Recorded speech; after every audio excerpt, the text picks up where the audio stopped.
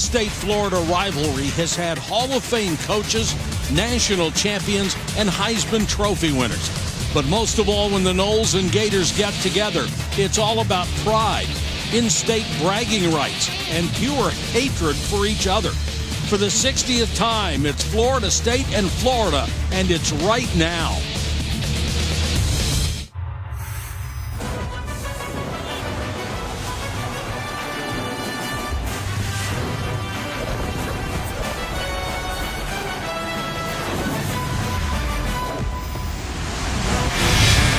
Welcome to College Football Primetime on ESPN, presented by Hilton.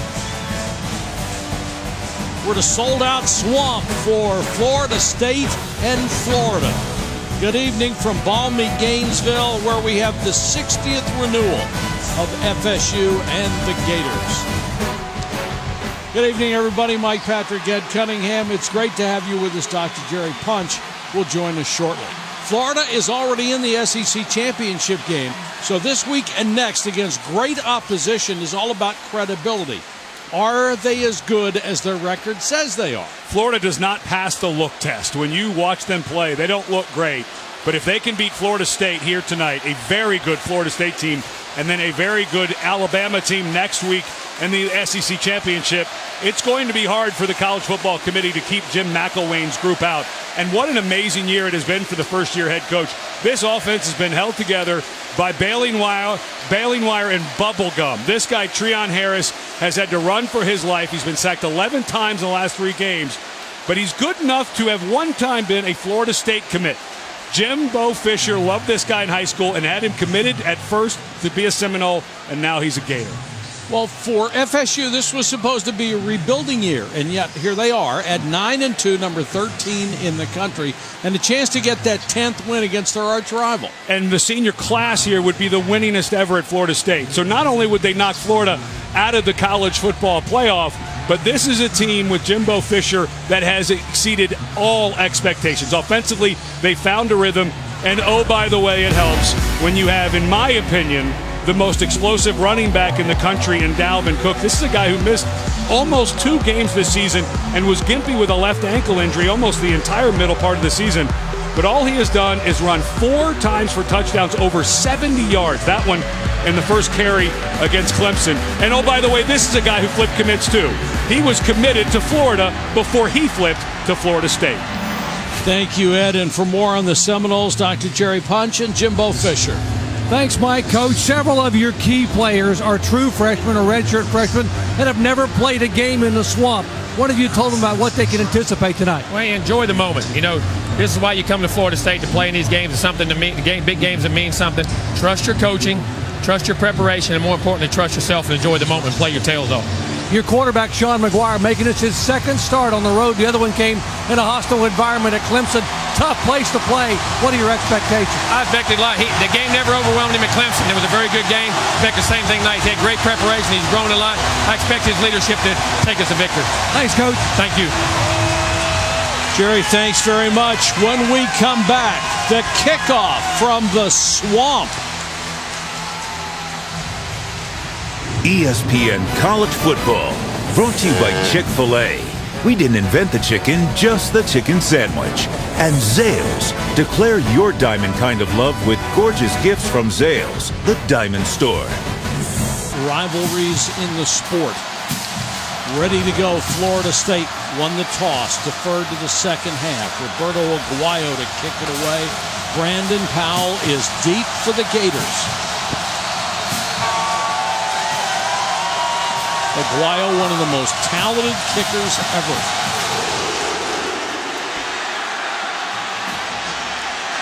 Four yards deep. Powell will bring it out. And almost broke it. Stumbles across the 20. Treon Harris comes out, originally committed to Florida State, changed his mind. Now he's the Gators' starting quarterback with Will Grier's suspension. He is 5-1 as the Gators starter. He has a problem with accuracy, though. He has completed just 54.7% of his passes this year. And for Florida and new offensive coordinator Doug Nussmeier, they don't want to be a quarterback running team. meaning they'd like the run game to go more through, of course, Kelvin Taylor, their tailback. However, Treon Harris, his game is based on movement, and I get a feeling in games like this and the next week in the SEC Championship game, we may start to see a little more quarterback run game for number 3. Taylor, number 21, is the tailback. He goes in motion. Now sets up as a flanker, empty backfield. Harris comes out to throw on first down, throws behind his tight end, DeAndre Goolsby. The momentum of spinning took him out of bounds. And one note to pass along, DeMarcus Robinson, one of the most explosive receivers for the Gators, was suspended for what Jim McElwain said was a bad choice. So we'll call that breaking team rules. So if things weren't tough enough for Florida on offense, DeMarcus Robinson, one of their best players, out. So Antonio Callaway and Brandon Powell will have to step up, and also Chris Thompson may get more of a role. 2nd and 9 after the short gain on first. Powell into the backfield. He'll only get a couple. Niall Lawrence Stample, the big left tackle, made the stop. Florida State very strong up the middle with those two big guys. Yeah, with Derek Noddy and Niall Lawrence Stample, Florida State's been able to play as many as 7 defensive backs in a game. And there's Charles Kelly, the former defensive back at Auburn, 2nd year taking over the defensive coordinator and doing just a fantastic job. Chris Thompson, number 85 in the ballgame as a receiver, has blinding speed with only 5 catches in his career, 1 this year.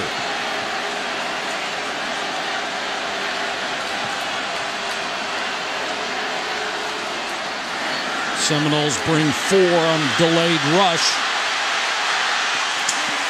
And he just throws it away.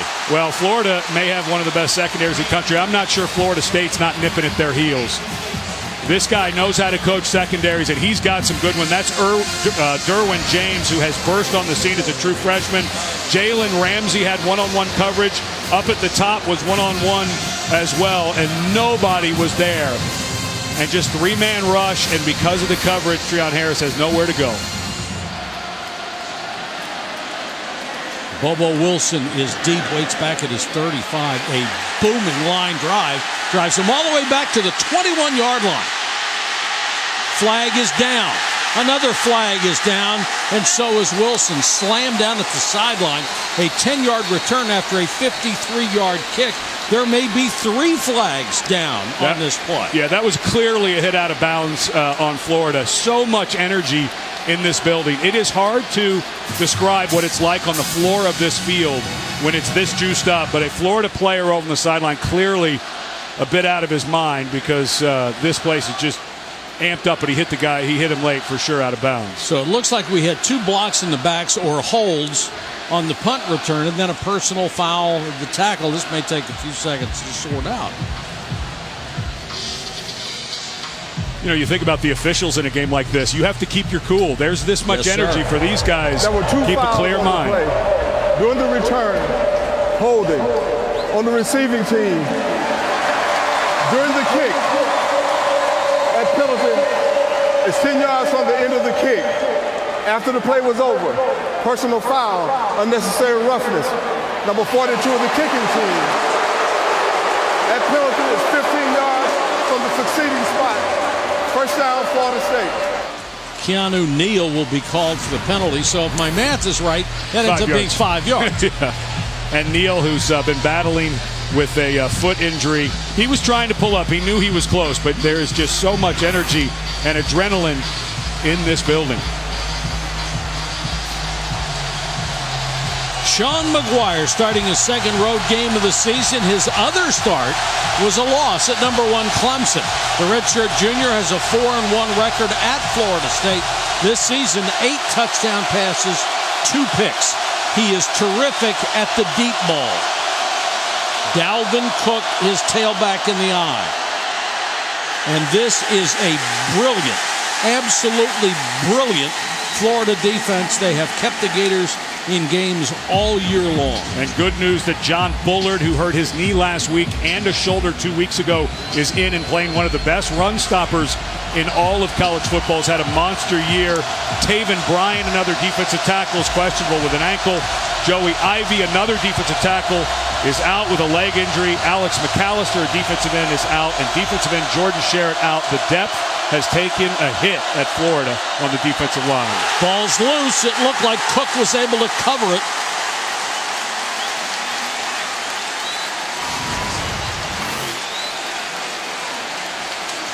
Never got it.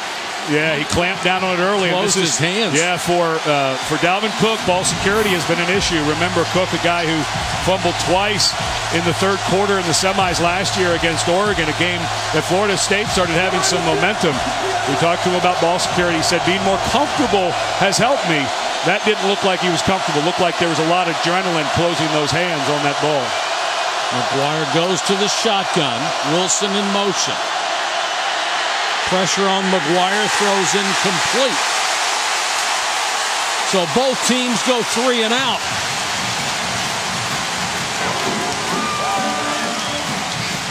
Roderick Johnson, the only guy who has started every game there at left tackle, just got beat a little bit. An excellent move that time by Brian Cox Jr. There was even a back going to that side, but Cox Jr., whose dad, of course, a great NFL lineman and now a defensive line coach for the Falcons, but Cox Jr. caused the bad throw by McGuire. Kason Beatty has had a terrific year as the Seminoles punter, 44 yards a kick. Callaway, very dangerous return man, is deep. Backpedals to the 20. And stop shy of the 25, a 4-yard return after a 55-yard beauty of a punt. One possession each, ESPN. Let's take a look at tonight's impact players, brought to you by Chick-fil-A. A 0-0 start here in the first quarter at Florida Field. Here are your impact players, Ed. Well, for Florida, especially with DeMarcus Robinson suspended for tonight's game, Antonio Callaway needs a big game. Getting Kelvin Taylor running downhill a little bit will be a big help to open up some pass game. Jalen Ramsey, already mentioned him, a terrific competitor. Niall Lawrence Stample, he and Derek Nottie in the middle have created a center foundation for this defense that allows Charles Kelly, the defense coordinator, to be very multiple. Taylor has been the bell cow on the ground, but he's only averaging 3.9 yards a carry. He'll get much more than that on this one.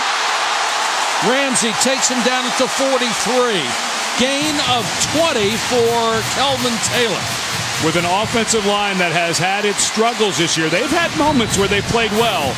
This is a big deal for this Florida front. To be able to get a nice cutback, terrific hole, and overrun by the linebacker Terrence Smith allows Kelvin Taylor, who, yes, his father is Fred Taylor, the former Florida Gator who helped beat Florida State, the #1 Florida State team in '97. And there's Fred Taylor, who's just honored on the field. Nice cut by his son.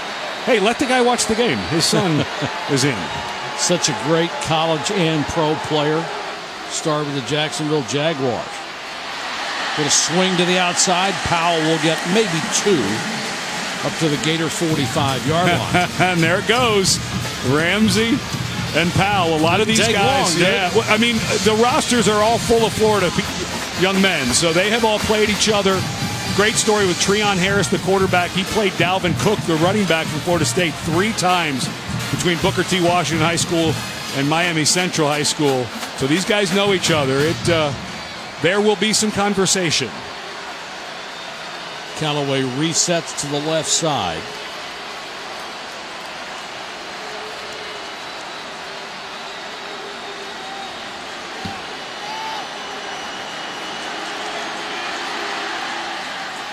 Four-man rush.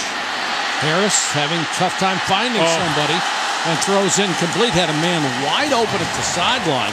It was Callaway, and he lost his footing and went down. Yeah, Callaway was wide open running by Ramsey. You could see Callaway get a little word into Ramsey.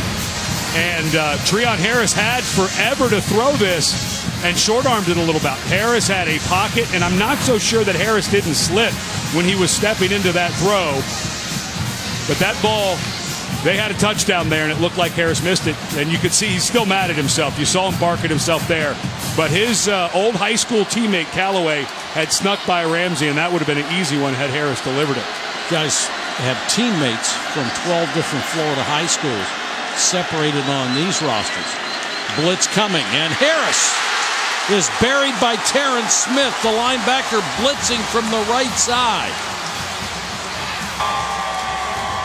Terrence Smith, the guy who's been battling an ankle injury. He had a huge play in this game last year with a 94-yard interception return for a touchdown when the Seminoles were surprisingly down in that game. But he has a terrific move. You starting to get that speed back. He had a bum knee all last year, has been battling an ankle. That was a great swim move, the arm over. Wilson is deep, another beautiful high kick. Fair catch made inside the 15-yard line. A 47-yard kick. And more pushing and shoving after the play. The first sack of the ball game. It won't be the last. You can book unbeatable prices on 12 unbeatable hotel brands. And in part by Buick, proud partner of the NCAA. That is the new Florida University president, Kent Fox, endearing himself to 88,000 by leading the cheer of 2 bits. Week 12 in the NFL tomorrow morning. We have you covered. Catch up on the latest news around the league. NFL Insiders Sunday edition, 10 a.m. Eastern. Then on Sunday, NFL Countdown at 11, Josh Norman and Thomas Davis of the undefeated Carolina Panthers will join our crew as guest analysts throughout the show. Catch it all tomorrow morning starting at 10 a.m. Eastern, also streaming live on Watch ESPN. One thing to watch here for Florida State, Alec Eberle, a freshman. Doc Punch was asking about these young players for Jimbo Fisher. A lot of noise at this end of the field. And they had some struggles early with communication with this offensive line. 2-back set. Jaquez Patrick, number 9, is in. They fake it to him. Want to set up a screen. Dalvin Cook bobbled it but caught it. And then taken down by 3 blue shirts near the 10-yard line. For this offensive line for Florida State, they were in and out. They had 9 different starters kind of rolling through with some injuries, but they finally found a group of 5. Eberle at center, a guy that redshirted last year. They expected him to take over at center. He was banged up in camp, has finally taken over, and a group that struggled against Boston College and struggled against Clemson has settled in nicely, and they need it now in this type of ball game in this environment. McGuire double clutches and throws incomplete. Hit his tight end Ryan Izzo in the chest, and he dropped the ball. We've been mentioning injuries all night. Maven Saunders, a redshirt freshman who was playing really well at tight end, is out with a back. And, of course, this is a team that lost the Mackey Award winner in Nick O'Leary last year. So we mentioned at the Open the job that Jimbo Fisher, who calls his own plays, and his whole entire offensive staff has done. Been really impressive with all the guys they lost off of last year's squad. And you're right to mention the offensive line. That's where it starts. 4 out of the 5 are new. Blitz coming. McGuire hangs in the pocket and throws incomplete. Intended for Travis Rudolph. Had a step with the ball thrown over the wrong shoulder. And another 3 and out. This game being played, as you might expect with those great defenses, a battle of field position. Yeah, and with McGuire, what you have, remember Everett Golson, the Notre Dame transfer, was the quarterback at the start of the season. Good late blitz there, getting there by Jared Davis, but more vertical throws with Sean McGuire in now than you had with Everett Golson. Good protection. You got to be careful, though, that far down there, holding the ball that long against this defense. Beatty, low spiral that takes a good FSU bounce and will go down to the 46-yard line. 45-yard kick with the roll. Wasn't pretty, but it was effective. Harris and company will start from there when we come back. Give it everything you got. Get ready. For what? I will fulfill our destiny. Nothing will stand in our way. Star Wars: The Force Awakens. Rated PG-13. Well, I'll get to see it in a couple of weeks. Gators take over at their own 46. Neither team able to move the ball. Jordan Scarlett, number 25 on this series, will start at tailback. Play fake to him. Harris throws to Scarlett, and he's out of bounds. For Treon Harris, good, for Doug Nussmeier, the first-year offensive coordinator, came down from Michigan. Spent time, Nussmeier, at Alabama under Nick Saban, as had his boss, Jim McElwain. But there's Nussmeier there, former Idaho quarterback. Their big rivalry was Boise State. Talked about that the other day. But it's going to move the pocket, and he talked about how Treon Harris, part of his game is movement. So trying to get more in. With Will Grier, before he was suspended, it was about more pocket passing. Taylor is back in and smacked Reggie Northrup, the middle linebacker. Caught him up under the chin. We'll check in with Doc Punch. Hey guys, for the Gators of Florida, the dead fish are alive. Last week, after Jim McElwain said the body language reminded him of a bunch of dead fish on ice, he challenged the players this week to show me you want to be here. Show me you want to be a Florida Gator. And thus far, lots of emotion up front for that offensive guy.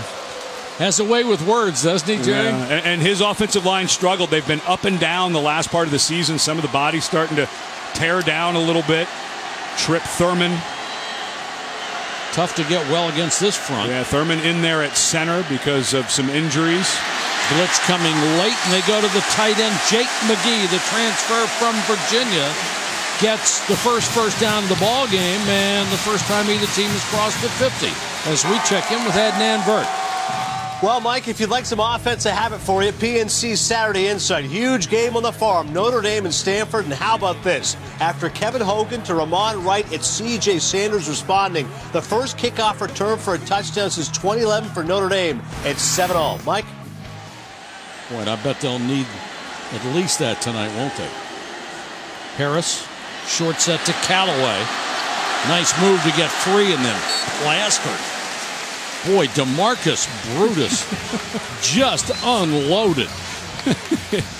Yeah, Brutus, the senior, who is clearly the leader in the secondary, just wasn't having any of that from the true freshman. Callaway, though, made a terrific move to bounce to the outside, but DeMarcus Brutus, a senior who Charles Kelly relies on heavily. Doesn't want to lose this guy. He knows the entire set. 2nd and 5. Taylor, nice hesitation. Taylor fighting for yards down to the 28-yard line.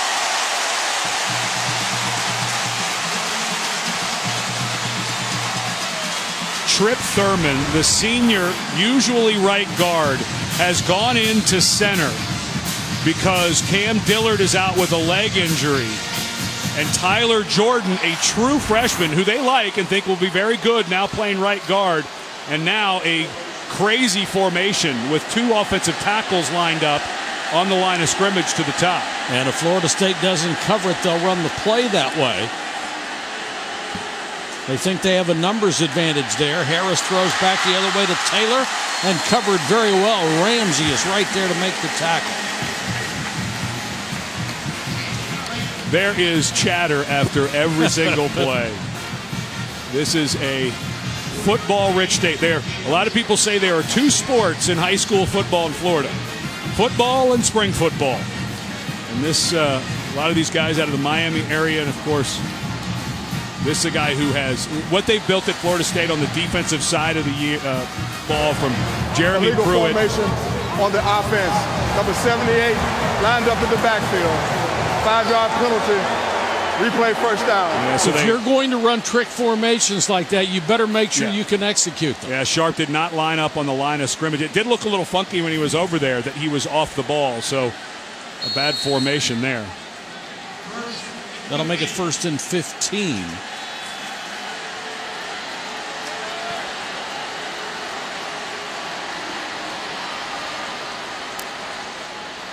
Taylor. Tripped up by Lawrence Stample.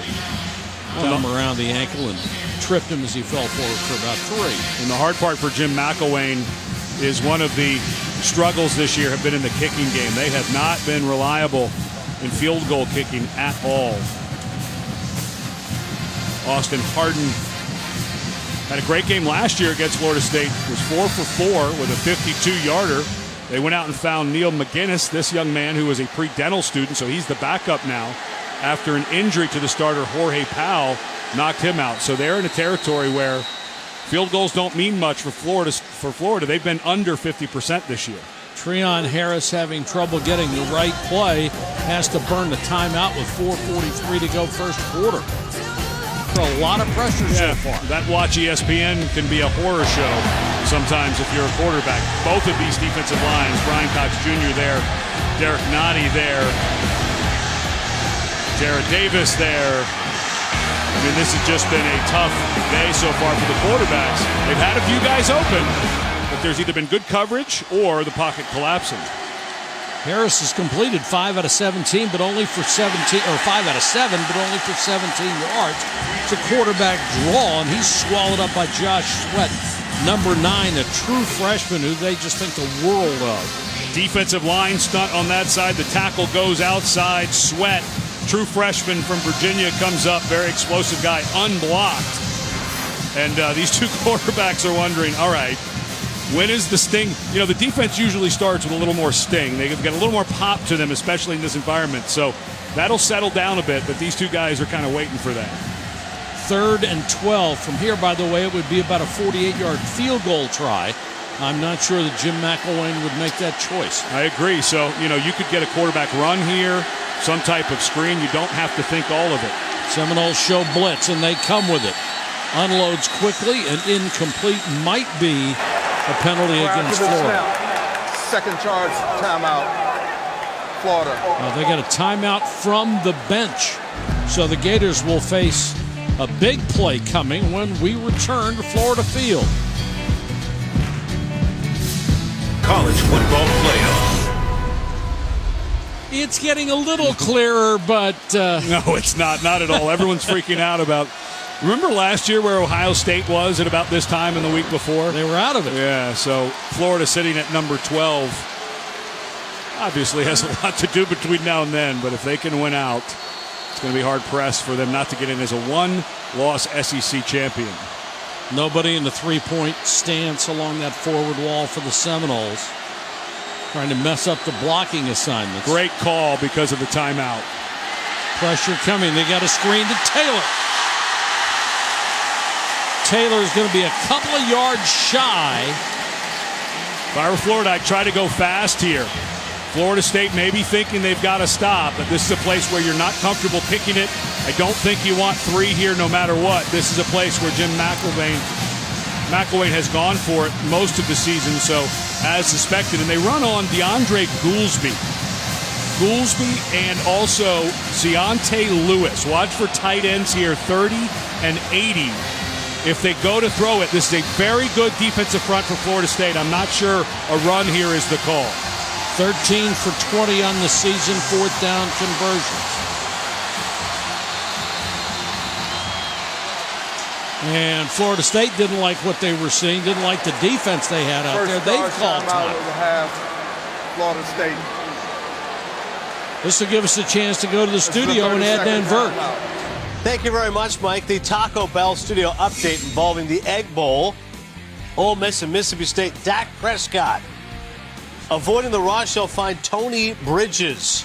44 yards, not the guy he was looking for. How about Ole Miss right now? Their defense doing a number on Mississippi State. 28-3. Back to you, Mike. Boy, there's a stunner. Didn't anybody tell Ole Miss that Alabama had already wrapped up the West and they've got nothing to play for? Yeah. Well, Mississippi State, Florida State.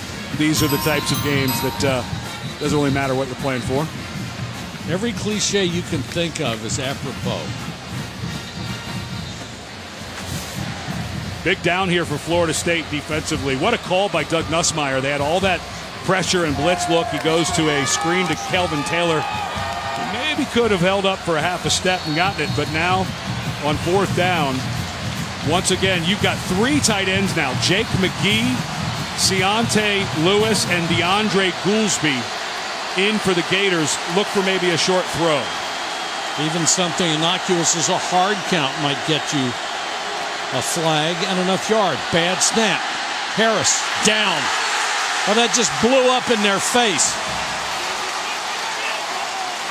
Well, we mentioned Cam Dillard. The normal center is out. Trip Thurman, a senior who's done everything he can. The guy's battled through shoulder injuries to come back and play his senior year.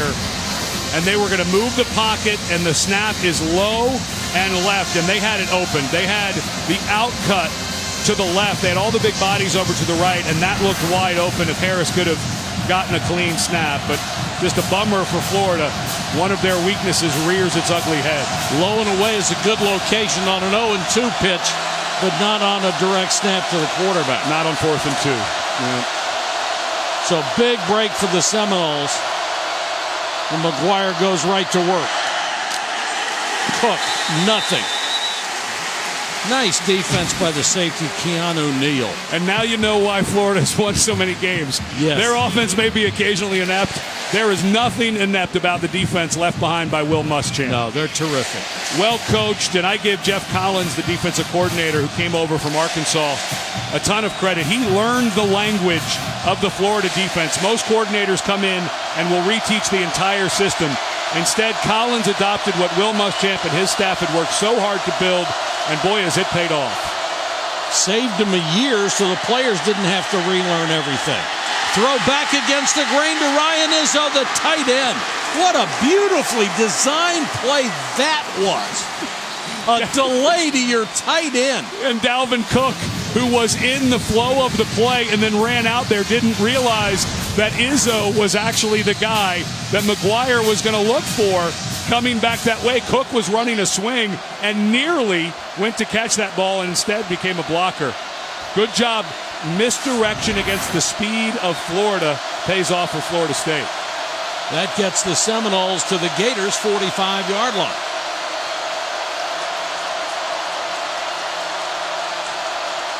Florida had been winning the battle of field position. End around to Wilson. Bobo Wilson will pick up about 3. Jimbo Fisher always has a bag of tricks to go to. This one went a little too deep, though. I think they would want this to develop a little more quickly. Look how deep Bobo Wilson runs, about 8 steps, almost backwards. You can't do that against these guys in blue jerseys. Their secondary's too fast. Jimbo Fisher, when asked this week about the secondary of Florida, he goes, yeah, I know how good they are. We recruited all of them.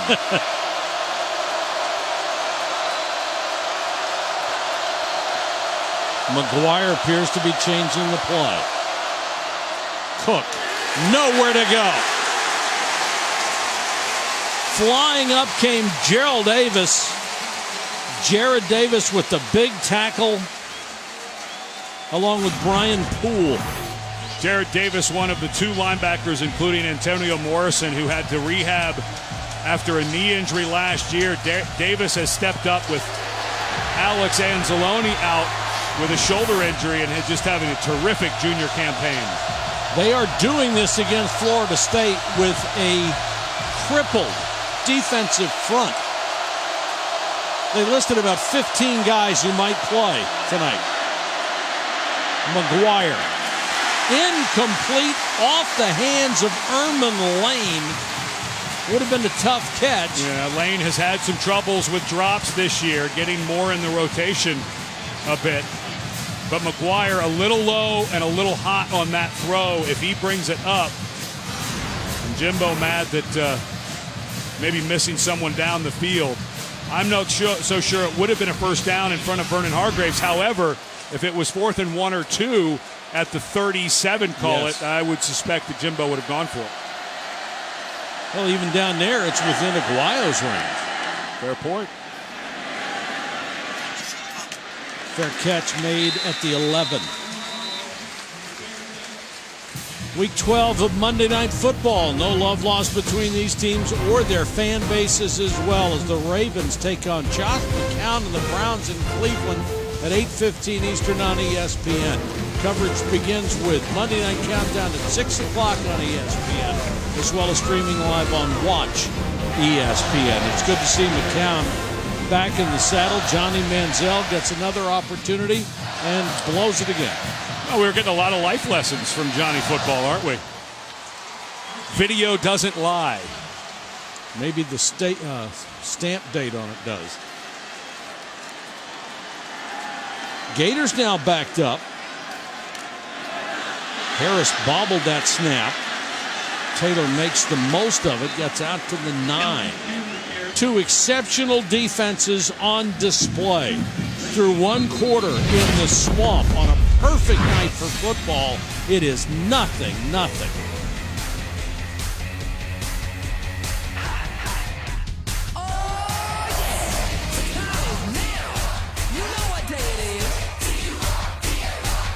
Treon Harris, they are being very conservative with the play calls. Well, with the pass rush he has seen, they've gone to a catch-and-throw pass game unless it's a long down and distance. He catches it and throws it as quickly as possible. It's hard to get there even if you're unblocked. And then, of course, the well-timed screen against pressure brought by Florida State. So give Doug Nussmeier, the offensive coordinator, credit for drawing up different ways to get the ball out of his hands. Not a ton of productivity, but at least he's completing the passes.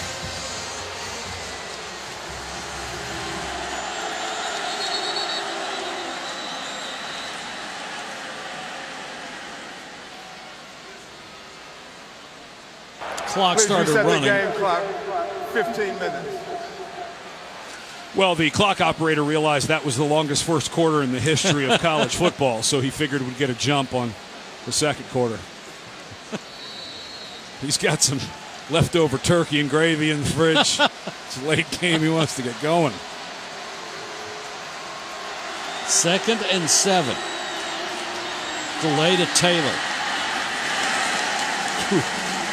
Waiting for him in the hole was DeMarcus Walker. These guys, it is impressive what they have built at Florida State and the level of play and players that they are attracting. And this idea that Jimbo Fisher, if Les Miles is in fact out at LSU, that Jimbo Fisher would go to LSU where he used to be the offensive coordinator, I think is laughable with what he has built here at Florida State and the trend. He said on the phone the other day, next year might be the most talented team he's ever had. That ought to send shudders through college football. Harris. And just throws it away. Jalen Ramsey was pressuring him. I saw Jimbo on the field before the game. He said, people better watch out. We're starting to get good. Well, they won a national championship and played for another one last year. Everybody is covered. And Jalen Ramsey, you know, the big name in this game is Vernon Hargraves, the corner from Florida, the first-team All-American last year.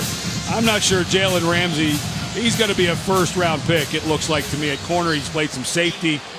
He's tall. He's an explosive athlete. Won the ACC in the long jump last year. It's a spectacular group of people. Short kick. Ball's loose. Gators have it. Touchdown, Florida. 42 yards. There is a flag down, however. And you cannot advance a muffed punt, meaning the return man who was interfered with clearly as he was coming to catch the ball. So while Mark this Herndon was the guy who came up with the ball. Now we sort this out. Was there fair catch interference? Yes, the ball was. What a break that would be. And even if there wasn't, it still would just be Florida's ball at the spot of recovery. You cannot recover. You notice Jim McElwain saying he was pushed into him. Well, that's what he's hoping, at least. Game's clock Kick still catch running. interference. Number 85 on the kicking team. 15 yards from the spot of the foul. First down. That's Chris Thompson, the 4-3 wide receiver. They call him for fair catch interference. Yeah, he tripped. He tripped, but he was not pushed into it. It was close. It was close, but it was the trip as he was going down. If he doesn't trip, I don't think that he would have interfered with Bobo Wilson, who's back to return that pump. And I know that that's what McElwain wants, but he clearly was not pushed. But his guy did. He was blocked a little bit, and then he tripped, which is what took his momentum into the return man. By the way, they can't stop the clock. we're being told. It is, Hey, they lied about it. They did stop the clock. technically that was you who just lied. About 2 minutes and 20 seconds ran off. I'm telling you, the clock operator has You're right. He cranberry wants to go. sauce. There's pumpkin pie there, too. There's one piece left. 3 minutes and 56 seconds. The official time will be kept on the field. So we'll just be guessing. Well, and this will get interesting. What is hard for quarterbacks and everybody on the field as you get down to the half, the referee has to do a terrific job, and that's Hubert Owens, of communicating time and calling it out so that both teams have a good sense of what's going on, especially as you get towards the end of the half.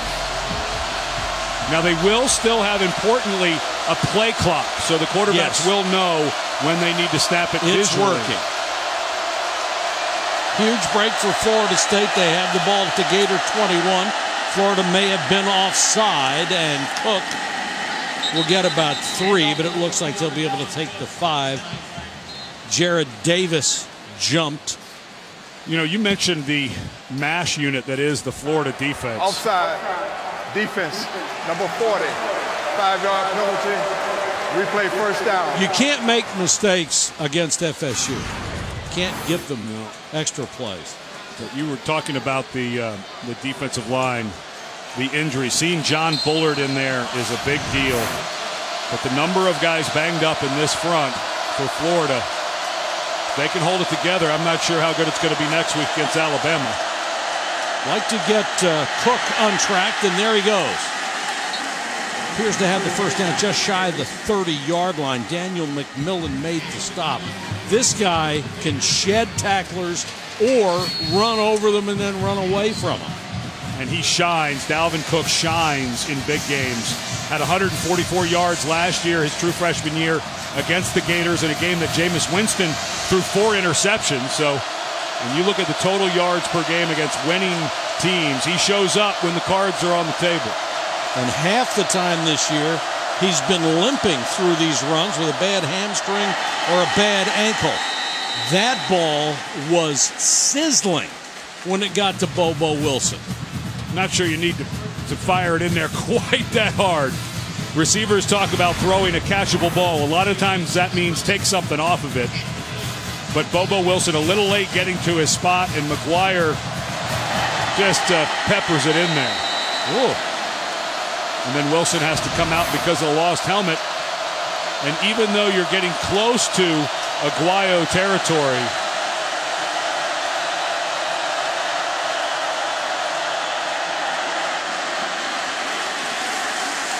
Cook gets to the 28. I was going to say that maybe this is a chance to take a shot in the throw game, but you start to feel these coaches and Jimbo Fisher, this is a guy who, when you've got a good defense and it's playing well, let's not get, my quarterback looks a little overhyped right now. I don't need to throw an interception. He knows how good this defense is. That's Randy Sanders, the offense coordinator and quarterback coach. So Jimbo will play to his strengths. Yeah, I'd be surprised if he throw down the field here and not something underneath to let someone catch and try to run by the sticks. Blitz coming. McGuire hangs in the pocket and throws incomplete. And then pushing and shoving afterward, Quincy Wilson made a great play on the ball and then shoved the receiver as soon as the ball had hit the ground. Herman Lane, Quincy Wilson almost slipped. Great recovery. That ball could have been leading just a bit more. And now Roberto Aguayo, as guys are getting a little chippy in the field, at a distance that has been difficult for him this year. A guy who has been great his entire career has missed 4 over 40 this season. But he has never missed against the Gators. And he is the most accurate kicker in NCAA history.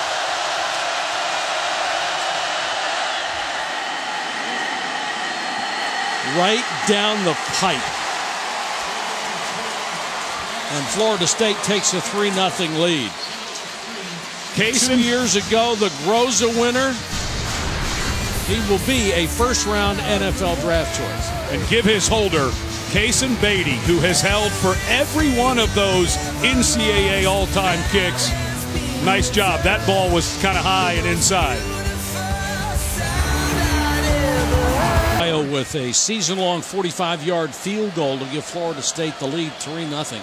He is fully capable as a kickoff man of knocking everyone out of the end zone, but a lot of times they situational kick. They try to pin the other team down in a quarter around the 3-yard line, which can lead to mistakes.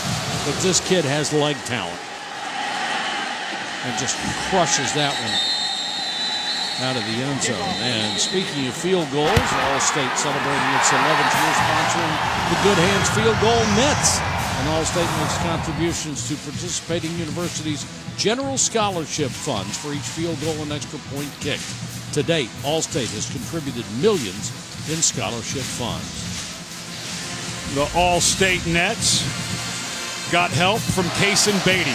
The punter for Florida State has been the holder for Roberto Aguayo for all 3 years that Aguayo has become the all-time leading kicker in NCAA history at 97% of his kicks, and that time Beatty had to handle a hot one that hit him on the hip. He brought it down perfectly for a season long. Good job.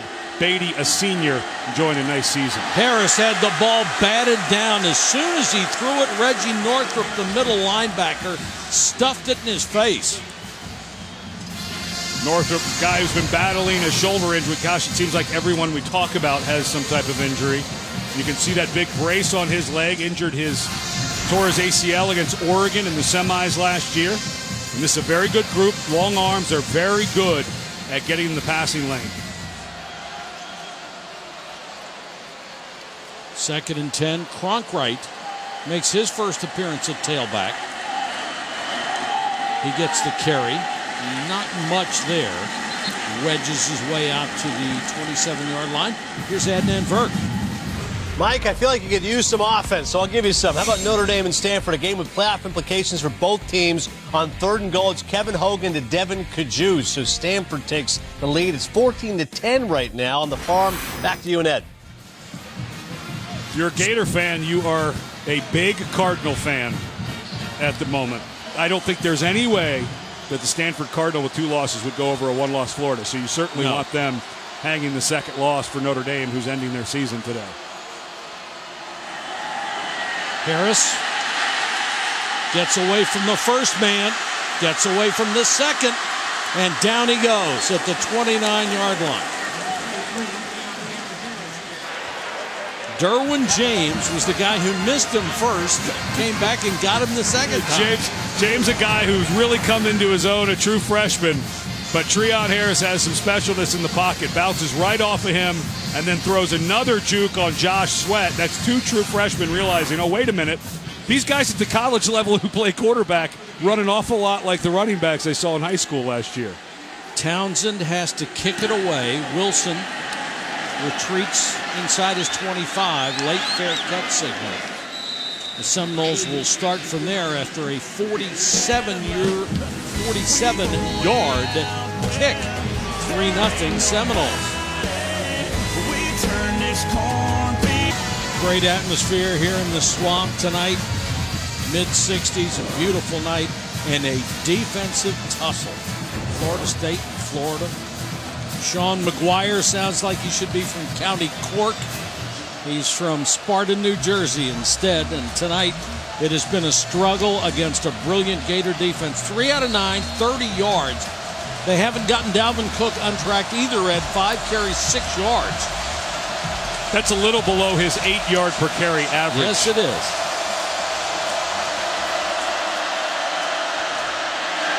McGuire steps up in a pocket and rifles one. It's dropped by Wilson. McGuire just looks a little off tonight. He has been so much more accurate than this. Everett Golson, of course, was the starter at the beginning of the year. The transfer from Notre Dame showed concussion-like symptoms after Georgia Tech. So McGuire, who had started last year against Clemson when eventual first pick in the draft, Jameis Winston was out, but then took over, played well against Syracuse, started at Clemson in a loss that they played well, and then took over for Golson for good against NC State. Cook, running room to the 48-yard line. Doesn't need much to get to full speed.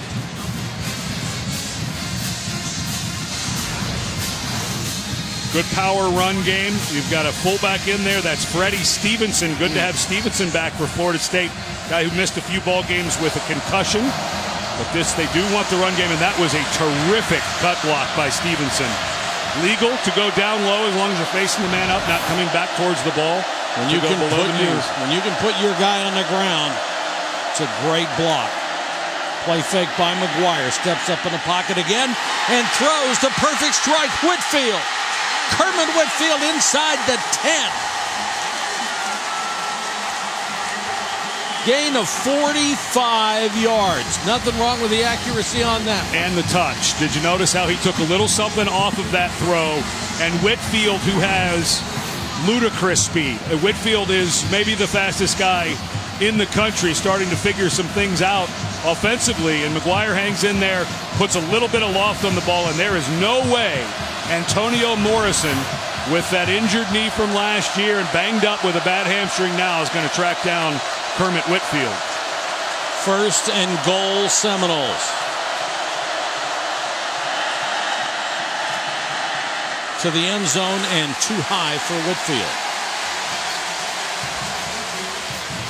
Nice catch by the officer down there. I was wondering what the cheer was. He's telling everybody, you should have seen me in high school. Nice. Got his hands away from his body.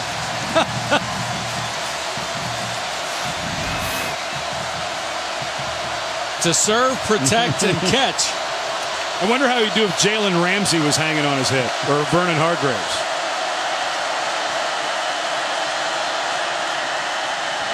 Four-man rush, a lot of time for McGuire to the goal line. They are going to mark it inches shy as McGuire fit that one into Whitfield. He tried to turn toward the goal line, but couldn't quite get there. Well, McGuire missed him, and that is just a bit short. McGuire missed him early, but then Whitfield runs into the umpire, Ross Pulley. If Pulley's not standing there, that's a walk-in touchdown. But clearly Florida State, finding Kermit Whitfield on those shallow crossing routes, are finding it hard. Florida's finding it hard to cover that. I don't suspect anything but a really short run here for Dalvin Cook. Something very fast and powerful this close to the line of scrimmage. 3rd and goal, inches away. And the Seminoles will use their second timeout. Second charge timeout. Florida Jimbo says, come on over here, let's talk about it. I want to get this right. 3-0 FSU. Its own chances last night. Oklahoma trailing 3-0 in Bedlam at Oklahoma State. Of course, Clemson and Alabama wrapping up all the Power 5 conferences with championship games. The championship games are now set. Of course, Big Ten, Michigan State and Iowa. Again, if you're a Florida fan and you can win out, you'd want to be rooting for Michigan State in that one. They're the ones with the one loss. If Iowa comes out undefeated, they would clearly be in the Final Four. 3rd and goal. Cook is the deep man in this formation. Cook did not make it. There may not be anybody harder to run against than this group in this situation. But I think you're going for it here on 4th down. You're inside the 1-yard line. There was good push initially. It just took a while for Cook to get going. And now this is the down and distance where you fake the Dalvin Cook run and let McGuire maybe throw one off the run action pass. You know the defense has to sell out. I like going for it on 4th down if you're Florida State.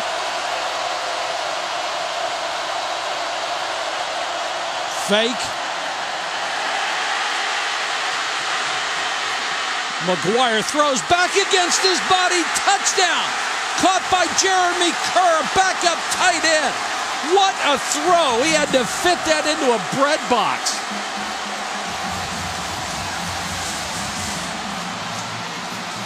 Terrific job keeping the play alive, too. Almost sacked.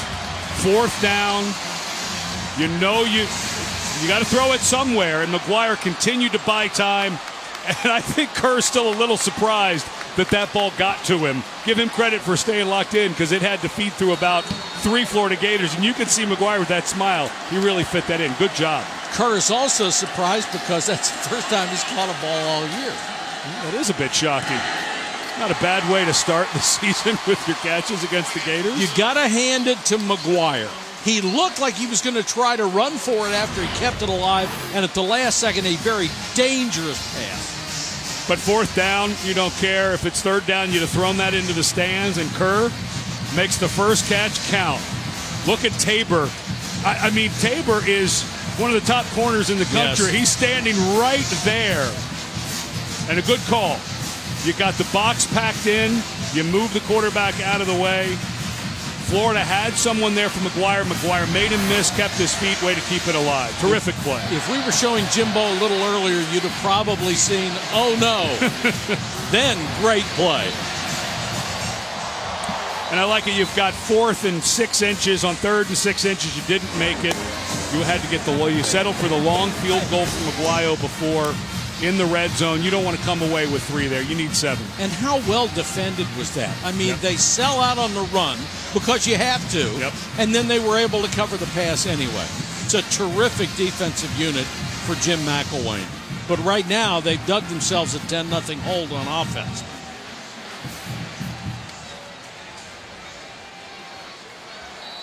What a pass, what a catch, what a piece of good fortune for Florida State.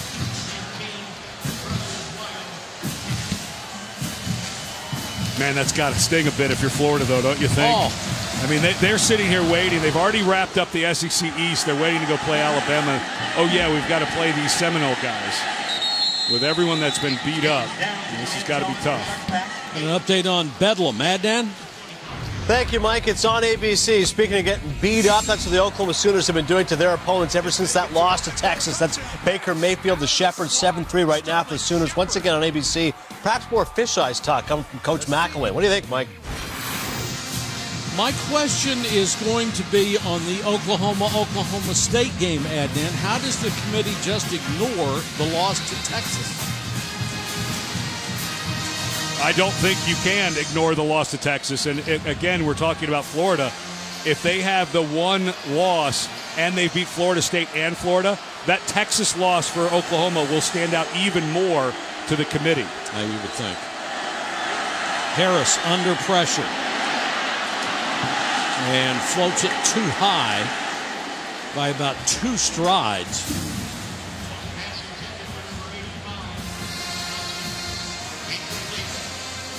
That's Chris Thompson, the young man who has 1 catch coming in. He's getting a lot of reps tonight because DeMarcus Robinson is sitting out.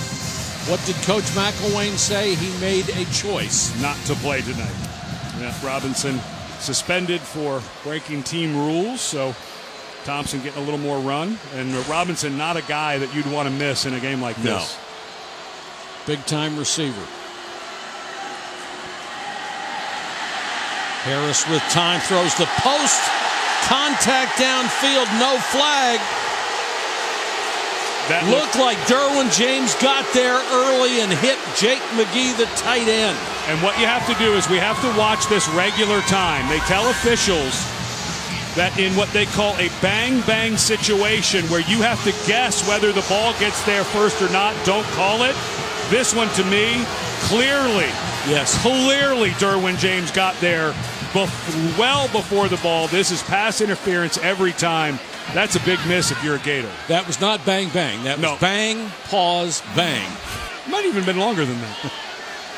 But that should have been a hanky for DPI, defensive pass interference. James, the really talented freshman, got away with one there.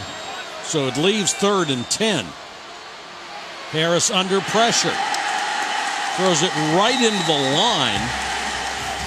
And it was batted down by Giorgio Newberry, and the crowd really on the officials right now as they have to send in the punt team. And Newberry, who had a couple of huge pass breakups against Miami, actually knocked down the very last play when Miami was trying to score to win. So a guy who's used to timing his jump. But Florida State, they snuck one there. That was a pass interference. Florida should have gotten a first down on the penalty.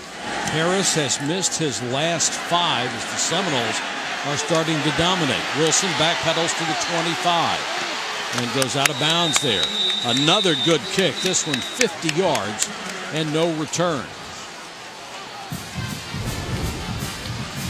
DirecTV takes you inside the drive. We'll take a look at that last touchdown. Well, it helps when you get a running game going. Dalvin Cook finally gets a little pop in his step.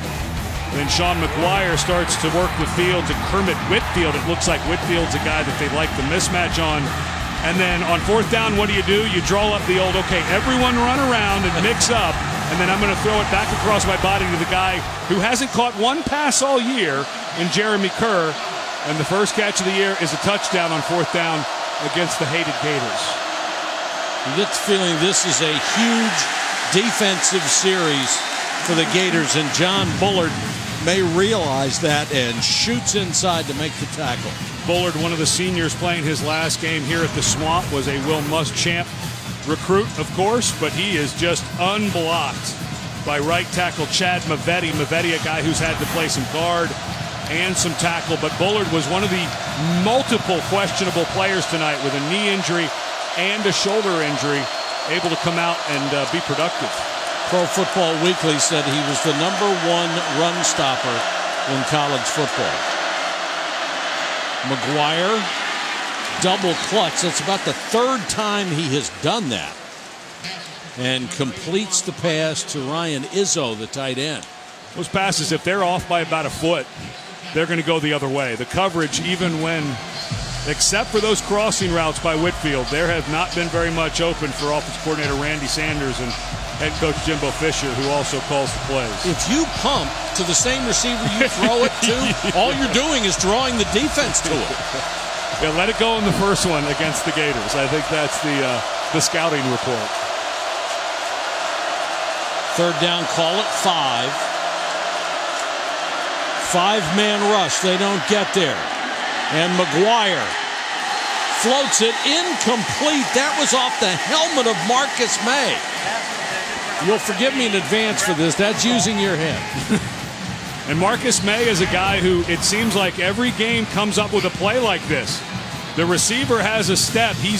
May's got to be careful there with the receiver laying out. That is a defenseless opponent. And May very close here. He makes forcible contact with the head. I'm not sure that he launched and targeted there. Terrific play by your deep safety. However, May has to be careful, get his head up. That head-to-head contact could have been called.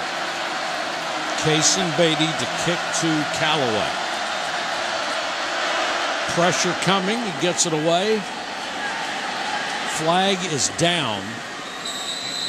Back to the line of scrimmage. 47-yard kick. Both punters have done a nice job tonight.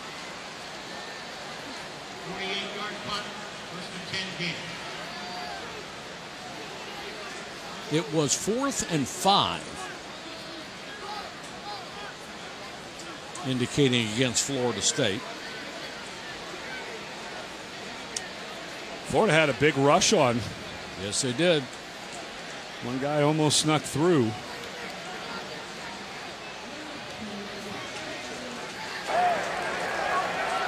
Illegal motion. Offense. Number 8. 5-yard penalty from the previous spot. Replay 4th down. Two things. Either Jim McElwain thinks they can block a kick or he thinks they can get a big return.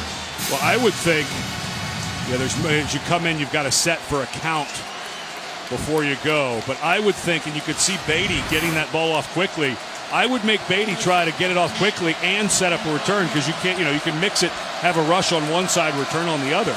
Might be in his head a bit because there was a guy almost running free. Callaway waiting back at the 30-yard line. Crowd really into it, hoping for the big play for their guys. Lower, shorter kick. Good FSU bounce, though. Actually gets inside the 20-yard line to the 19. Worked out for Florida State, didn't it? 55-yard kick. The next college football playoff top 25 ranking show presented by AT&T is Tuesday night. Your chance to see the top 4, the first 2 out, the rest of the rankings all revealed live. Join Reese and the guys 7 Eastern on ESPN, also streaming live. And for Florida State, it's a big deal. If they win this game, they're at 13. How high will they go with a quality win over Florida? Of course, their season over, they could end up in one of the bowl games in the semifinal rotation, which would be an incredible feat for Florida State given the run that they've been on, the players that they lost off of last year's team. Treon Harris has simply been shut down tonight. 6 out of 13, 27 yards. Taylor had one good run earlier in the ballgame, ripped off a 20-yarder, but has been contained ever since. And if they can get anything going with Taylor, you mentioned the struggles for Treon Harris. And right now, it seems just a little tricky to get the snap. I'm almost wondering with the switch at center and Trip Thurman having to move over to center, if maybe we might start seeing Harris go under center a little more and take the direct snap, because every snap has seemed a little bit off. Taylor again, they would love to get him on track. Make a couple of first downs, take some time off the clock and rest that defense a little bit. So would the record crowd tonight, 90,916. They beat the previous record by 9 hearty souls who bought tickets for this one. Do you think the ticket sales department went out and found 9 people? I think the 9 people came to record. It has been a magical season for Florida. You think of where they were this time last year with lame duck Will Muschamp as their head coach. They gave Florida State a run. It's a team with 5 wins and now going to the SEC championship. Harris, pressure coming. Overthrows receiver by about 10 yards. That feels like a loss down there on first down. You're heaving one down the field against this. I know you want to stay balanced and you want to keep the offense guessing, or excuse me, the defense guessing, but now, they talk about being behind the sticks, the first down to make 10 yards for the first down. Well, now, 1st and 10, and you decide against this defensive front to drop Harris back. I'm not sure that's the first down you want to be calling. And Harris really doesn't have a choice. He's got to get rid of the ball. 2.5 seconds, about all you got. And you're going to get hit right in the jaw anyway. 2nd and 10. This is usually a run after a first down, incomplete. And it is 5 yards for Fred. I knew I was going to say Fred Taylor. Kelvin Taylor. Of course, his dad was such a wonderful player. 13 rushing touchdowns, about to break his dad's rushing touchdown record, is Kelvin. And a good year, approaching 1,000 yards. Stays healthy through the bowl season, will go over 1,000 yards, and with an offensive line that when Jim McElwain took over as the head coach, they knew they were going to have some struggles up front, and they've been patchwork, that's for sure. Coach McElwain has certainly overachieved with this group this year. I don't think there's any doubt about that. Big play here for the Gators. Harris under pressure, throws incomplete. If you don't have time, and Josh Sweat made sure he didn't, it's very difficult to be accurate.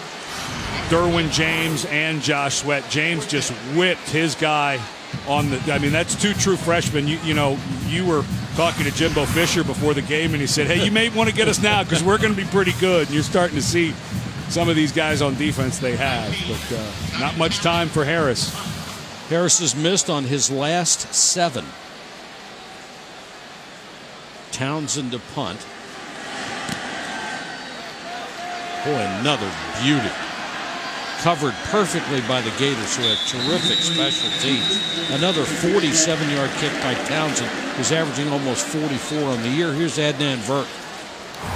Thank you very much, Mike. Coming up on the Buick halftime report, Bedlam in Stillwater. Baker Mayfield back from a concussion. Can he lead the Sooners towards the Big 12 title? Also, Derrick Henry with 41 touches. Did he sew up the Heisman in the Iron Bowl? Another big performance for the Alabama running back. And a Sparty party. Who saw 55 points coming from Mark D'Antonio's team? Joey Galloway, Danny Cannell, and me coming up in minutes. Mike, back to you. Adnan, thank you so much. We have 3 minutes and 18 seconds to go first half here. Florida State will take over at its 17-yard line. McGuire, 90 yards. The biggest play, you can forget the rest. was that touchdown throw back against the grain. McGuire on a half roll. And will complete his first down pass to Bobo Wilson out of Miami. If you're Florida State, this feels like Dalvin Cook time a little bit. Up 10 on the road, your defense playing well. Get a little misdirection, roll out for a nice pickup on first down. But I would think the Miami native Dalvin Cook might be the guy you want to try to burn the rest of this clock away and just get to half. Jimbo Fisher has always run that pro-style offense. Here comes a blitz. Cook couldn't even get to the hole. Stood straight up by Joey Ivy, who had been out injured, as had so many of his defensive line mates.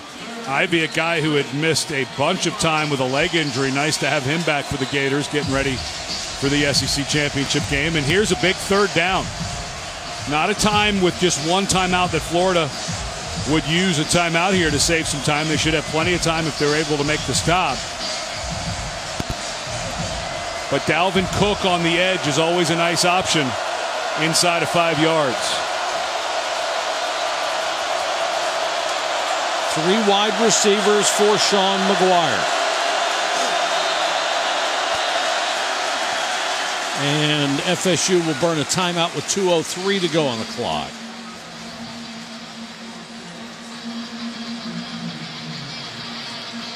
Take a look at tonight's Good Hands play, brought to you by Allstate and Ed, the only touchdown of the night so far.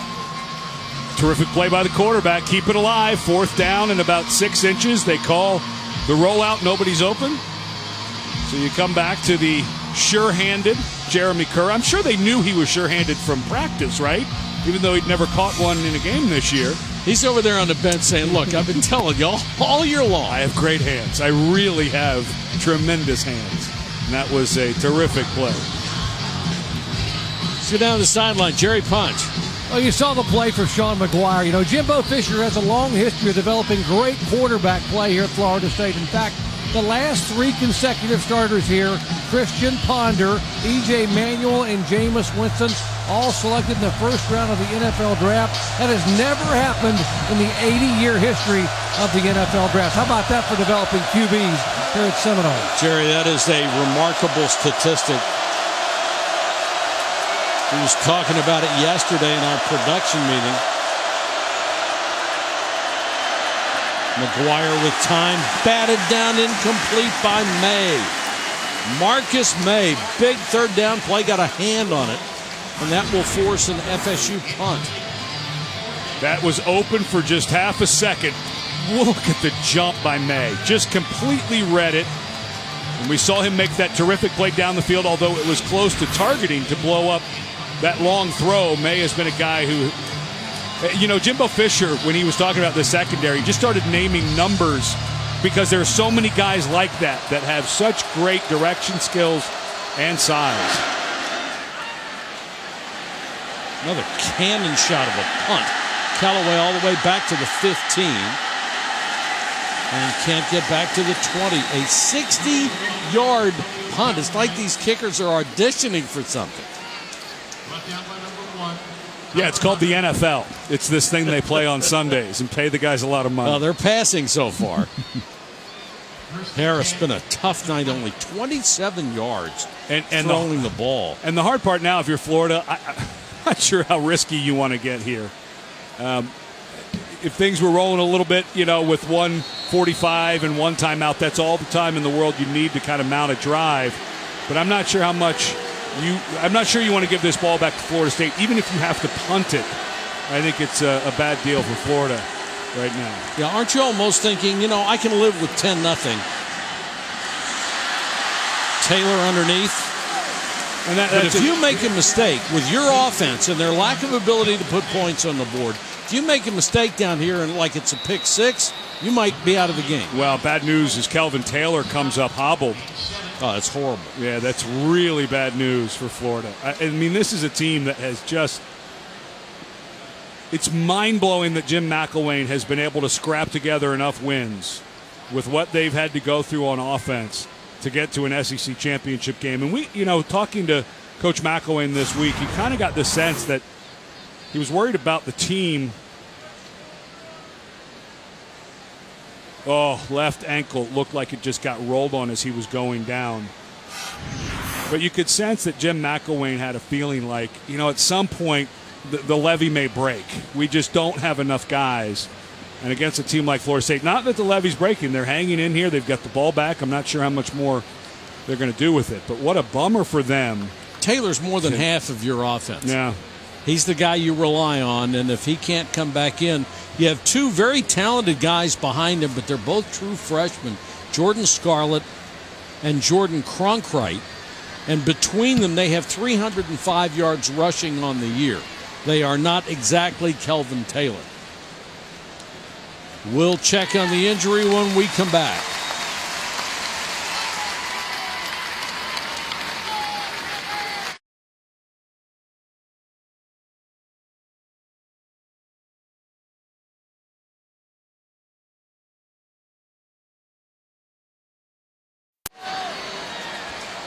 So Taylor able to make it to the sideline.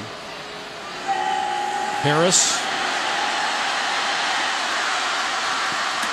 gets out of bounds at the 32, picking up a first down with 1:17 on the clock. If you're Florida, you're hoping you're going to sneak enough yardage to make it worth your while maybe to take some throws down the field. So the first throw to Taylor was just a little dump off. Unfortunately, he gets hurt, and now Harris very smartly takes off and runs and gets out of bounds so that the clock stops and you don't have to use that timeout. It would be huge for them even if they could get down to try a field goal. Really would. Although that's not been a gimme for them either. Well, they got to make it, but it would be huge. Harris over the middle. Another short game pitching catch to Brandon Powell. Got to go fast because a throw like that takes a little while to get everyone set back. Don't want to take too much time here.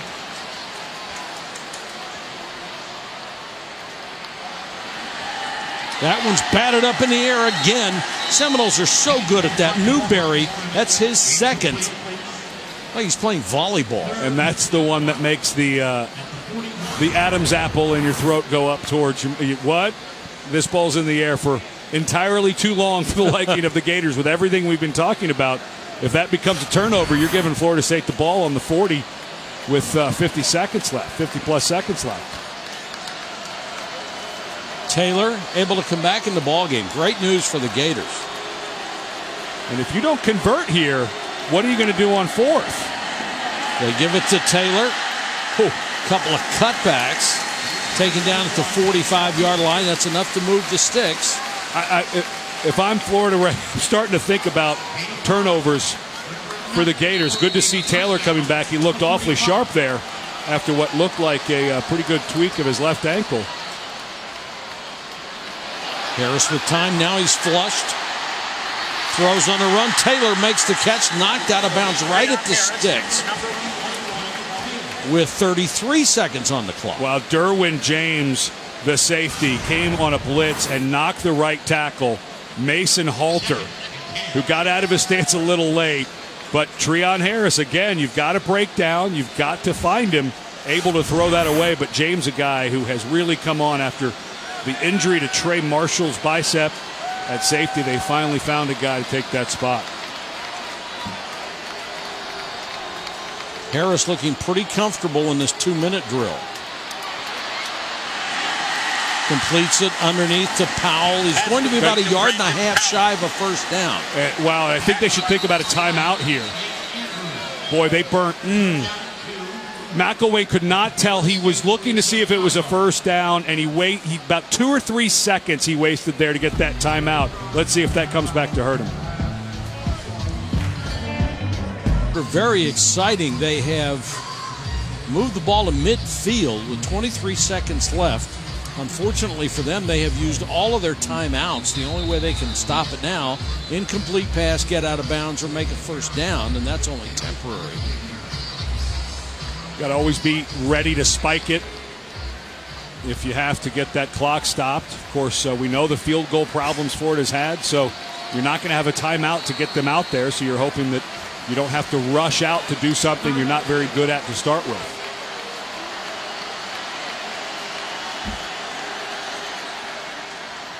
Taylor. Now here's where really key seconds matter, and that clock ticked off another second after he was done, but let's see how quickly they start the clock. Did a good job there saving time. Now throw this one out of bounds.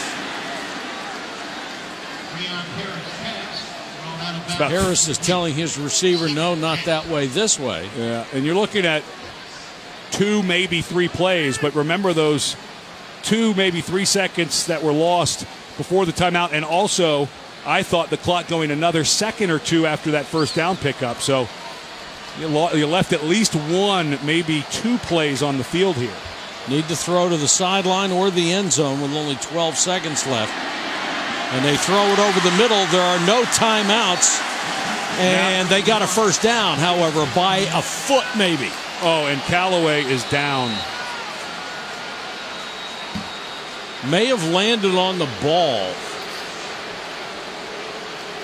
With DeMarcus Robinson suspended tonight, Antonio Callaway, the brilliant true freshman, runs a nice route. Good throw by Harris. These guys were teammates in high school. Yep, landed on the ball.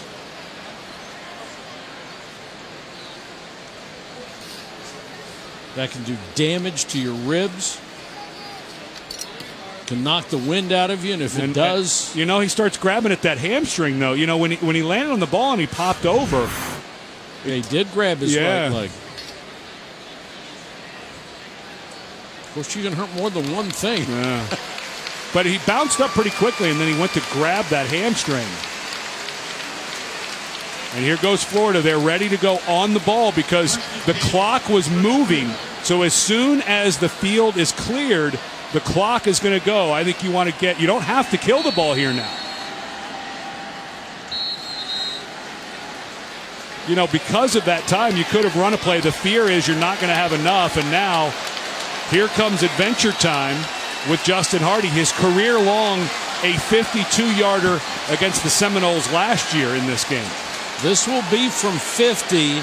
A young man who was 5 out of 11 kicked the ball so badly they had a 216-member open student tryout won by a dental student. And if you're Florida State, you know everything about blocked field goals because of what happened at Georgia Tech. Sir. Remember, this can be a low kick, easier to block. Officially now 51.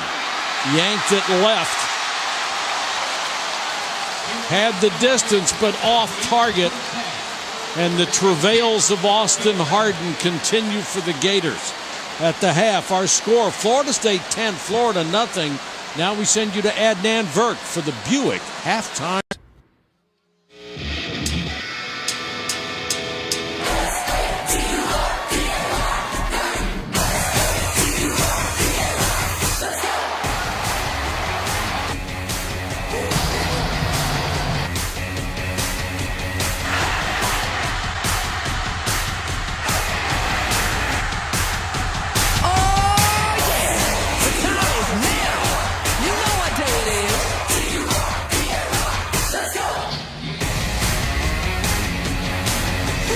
Back to college football primetime on ESPN, presented by Hilton.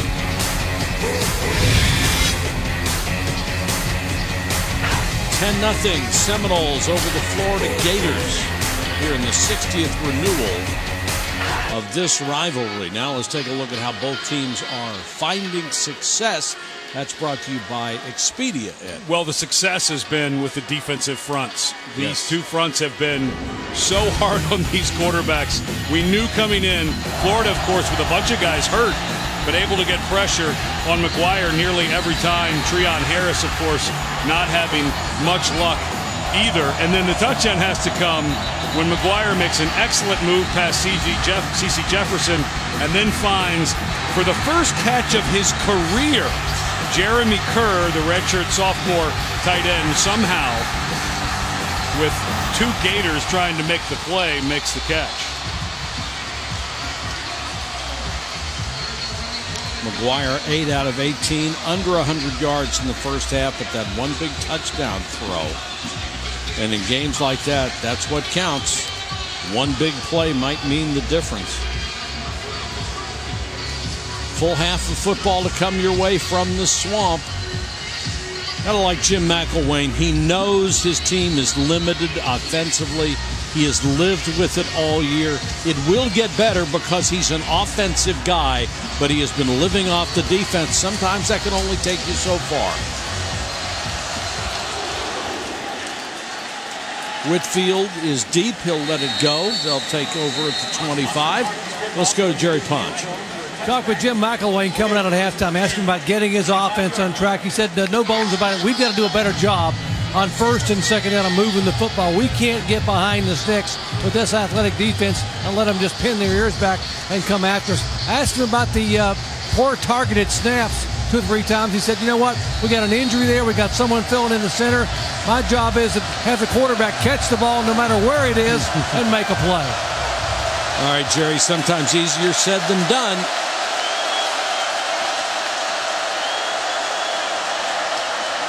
McGuire to throw.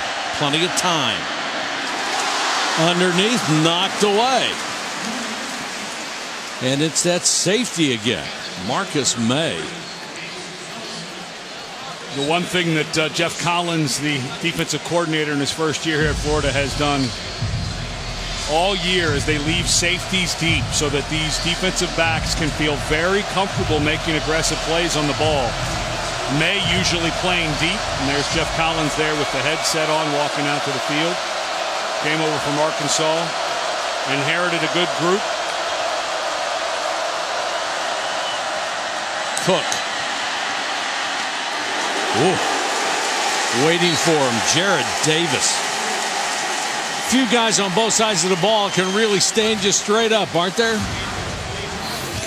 the level of athletes on the field. Keanu Neal with a terrific job. Kept his shoulders up, kept his balance. And what a year for Jared Davis. Came back from that knee injury he's been battling from last year. 10 tackles behind the line of scrimmage. 3.5 sacks for that young man and a pick on the year.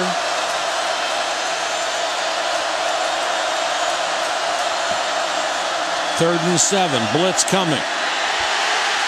And McGuire smartly gets rid of it. Well, but I don't know if he was out of the pocket or not. Here comes the flag for intentional grounding. Keanu Neal came perfectly timed on a late blitz. And because he came to the side that McGuire was looking, McGuire tried to throw it away but couldn't. Offense, number 10. Quarterback is not outside of the tackle. Loss of down at the spot of the foul. 4th down. He has to get over past that SEC logo to be out of the pocket. Good Clearly ball. not out of the pocket. There was nobody there except the guys on the sideline for Florida State. And the result of the penalty is exactly like McGuire would have been sacked. So 4th down and a big change in field position. Kason Beatty will have to come on to punt. Callaway, the deep man.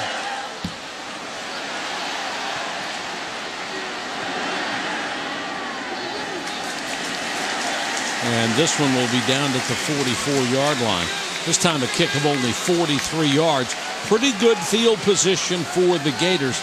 They need to do something on offense, and Treon Harris has been throttled so far. 11 out of 22, only 64 yards. And let's see the health of Kelvin Taylor, their best running back. He's out there now. Looked like he injured his left ankle near the end of the half. We also saw Antonio Callaway, who is out there now to the left, who looked to have a tight hamstring at one point. So a beat-up Gator gang still nursing some injuries. Would help them so much if they can establish Taylor and open up the run game. Taylor lowers his shoulder, drives for 7 big yards. Kelvin Taylor, the junior tailback. Well, just like Jim McElwain was telling Doc Punch coming out of the half, we've got to do better on first down. Terrific cut back by Kelvin Taylor. Nice tackle there by LaMarcus Brutus, but Taylor had enough energy going to pick up a big gain, and that looked like he was cutting just fine on that left ankle there. Is that a good name, LaMarcus Brutus? Taylor again. Swallowed up this time, maybe a half yard shy of a first down. And this is that, 3rd and short on the plus side of the field on Florida State's territory. This is a place, maybe you fake one to Taylor and see if you can't sneak somebody down the field. The big bodies are coming in.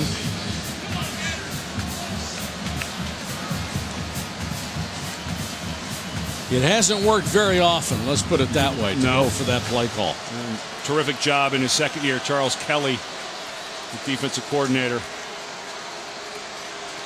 This is a very athletic group the Gators are trying to move. Taylor will try to get it on the ground and will. First down.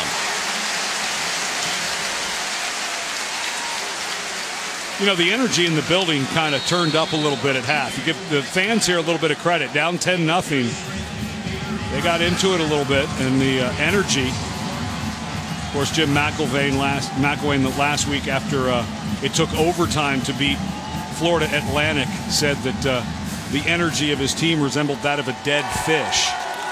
That has not been the case tonight. No, he's not sending, in his words, he's not sending anybody down the dead fish aisle tonight. Taylor trying to get to the outside. Look at the speed of a guy like DeMarcus Walker, who's 281 pounds, running stride for stride with Taylor to the sideline. And Walker may be the most improved guy on defense. Does an excellent job working one-on-one with Tyler Jordan, the true freshman who's having to play because Cam Dillard, the center, is out. Trip Thurman moved into center, but Walker, a guy who has always been incredibly good against the run. This year he's added a good edge pass rush for Charles Kelly. Loss of a yard for Taylor, 2nd and 11. Blitz coming. Harris hangs in the pocket and throws short but complete. Got it to Chris Thompson. Minimal gain, but it sends up a 3rd and doable. But, you got behind after the lost yardage on 1st down, so Harris fires one in there to Thompson, getting a bit more play with DeMarcus Robinson suspended in today's game. But I think you're in a position where you'd be thinking about it on 4th down if you're Florida at this part of the field. So we have not seen a quarterback draw yet out of Harris tonight. This might be the time. 3rd and a long 5. Callaway goes in the slot. Haven't mentioned him except on kick returns all night. There's really open coverage to that side. Blitz coming, and they got there. That is on the quarterback as Javian Elliott, the senior nickelback, comes on the blitz. That is their 3rd sack, but the quarterback has to be aware of the man coming off the backside. It looked like Callaway was uncovered. There were so many bodies to that side. You had Terrence Smith lined up like he was going to come, and instead the safety Elliott comes, and you're right, that was a misread. Townsend trying to kill it inside the 5, but the ball kicks forward. Bad break for Florida, 44-yard punt, but only a net of 24. Florida State ball when we come back.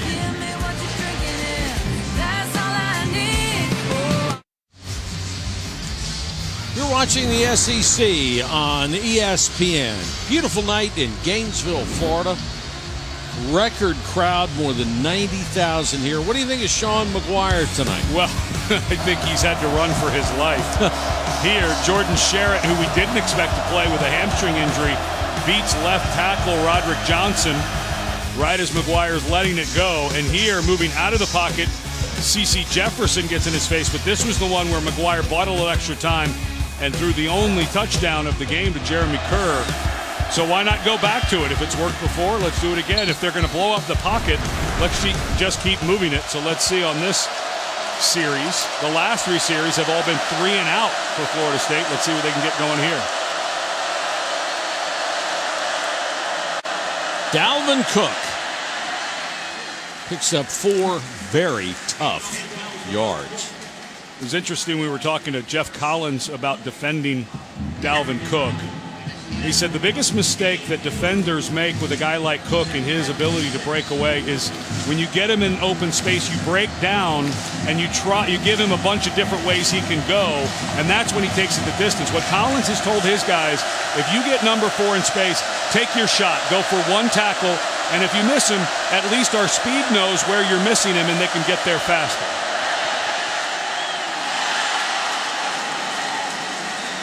Referee is down as he got mixed up in the middle of that play. And this is the umpire's a very dangerous position. And this is one of the reasons the NFL moved the umpire back behind the line of scrimmage. But that's Ross Pulley, who gets a full-on shot by Keanu Neal and was able to get up. This is a very dangerous place for the umpire to be. And unfortunately for him, and it looks like he's okay, a SEC safety decided to try to hit someone, but he was in the way. 3rd and 6. The crowd really in it.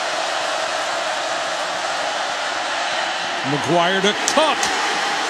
Cook somehow shakes off the big hit from Neal, who tried to blow him up instead of wrap him up, and it results in a first down for the Seminoles. Well, this is what I was saying. Jeff Collins has been coaching his guys. When you get Dalvin Cook in the open field, just go for your shot. Try to knock him down. But the pursuit from Florida was just a touch late getting over there. And everyone talks about Cook at just 202 pounds, how much more powerful he is than you think. You saw it there.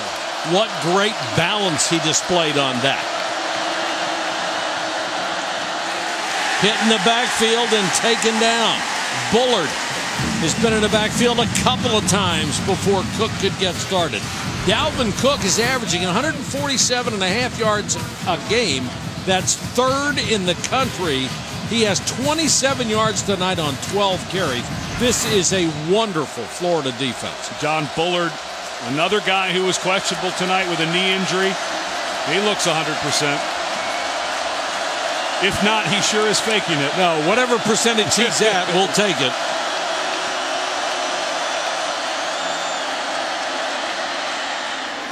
McGuire and another huge hit on Wilson. That was Neal again. These two safeties, May and Neal, described by their coaches as just elite players, and they blow people up. Terrific read. Good. Notice the difference there. The arms went around. The last time we saw him with Dalvin Cook, he was kind of leading with the forearm. So that time a nice change up by Neal. Good adjustment. Another big 3rd down. McGuire really stepped into that in a perfect throw to Travis Rudolph. 24 yards. McGuire is starting to get into a little bit of a rhythm. He was off quite a bit in the first half. Of course, his secondary, one of the best in the country. Excellent route by Rudolph. Set up Quincy Wilson, the corner, nicely.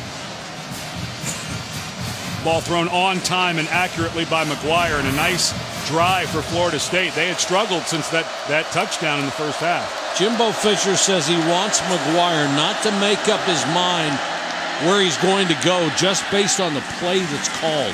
Let it develop, read it, and react to it, because he has the kind of arm where he can wait. And you know, he had Jimbo Fisher had some interesting things when we were talking about McGuire. He was coming back, thought he was going to be the starter. Then Everett Golson decides to transfer from Notre Dame and beats him out in camp. And he said it was actually the best thing that could happen to McGuire. Since then, he's become more relaxed, more in tune with the offense and letting it come to him. And the players around him have felt his confidence grow. Cook on the stretch play. Well, that is a feisty group of 11 guys wearing blue. You can say a lot about what Will Muschamp did not do here at Florida, and I think it boils down to what they didn't do on offense. Because what they did on defense was special and continues to be, and I don't think it's going to change much under Jeff Collins. Yeah, the cupboard wasn't bare on that side of the ball, was it? And they were well coached. Absolutely. Had good work ethic. As Will Muschamp said when he left, we may not have won enough games, but I left some good players in a good locker room, and he sure did. 3rd and 5. Crowd exhorting the Gator defense to stand tall. A little closer, they're in Aguayo territory. Wilson taken out of bounds. This will bring up a 4th down. It would be about 51 yards from here, and here comes Aguayo. And this has been usually automatic, but on the year, Aguayo now just 4 of 8 outside of 40 yards. So this, a guy who has never missed in his career under 40, but this year has had a little bit of a challenge. And don't forget, had that low kick against Georgia Tech from 56 yards blocked in return for a touchdown. The most accurate FBS kicker ever. His hit from 45, he'll try from 51. And kissed it off the post.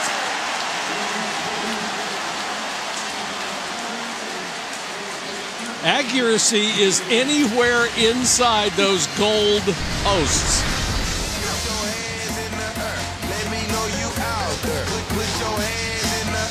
Had plenty of distance, though, didn't it? 13-0.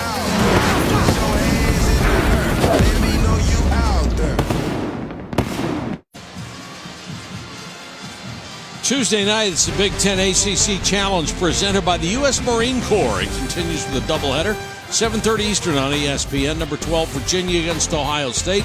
Then old rivals meet again. Different conferences now, though. Number 2, Maryland. Number 9, North Carolina. Tuesday night, both games also streaming live on Watch ESPN. Wait a minute. Maryland, they did actually move to the Big Ten? Yes, they did. Okay. Yes, they did. Still a head-scratcher.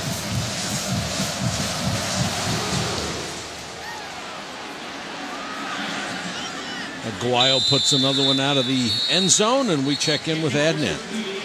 Thank you, Mike. An update on Bedlam on ABC. It is all Sooners. Samaje Perine, 25 yards to the house, 12 touchdowns in his last 6 games, and the Sooners just got an interception as well. They're dominating, 44-17, once again over on ABC. Mike, back to you. Well, it's the year of the running back, isn't it, Adnan? There's some guys out there who qualify as beasts. Lincoln Riley, the new offensive coordinator at Oklahoma, obviously paying off dividends. That offense seems to be rolling. Harris, it's been a mighty struggle. 12 out of 23, 70 yards passing. That's it. 12 out of 24. It's about the 5th pass batted down.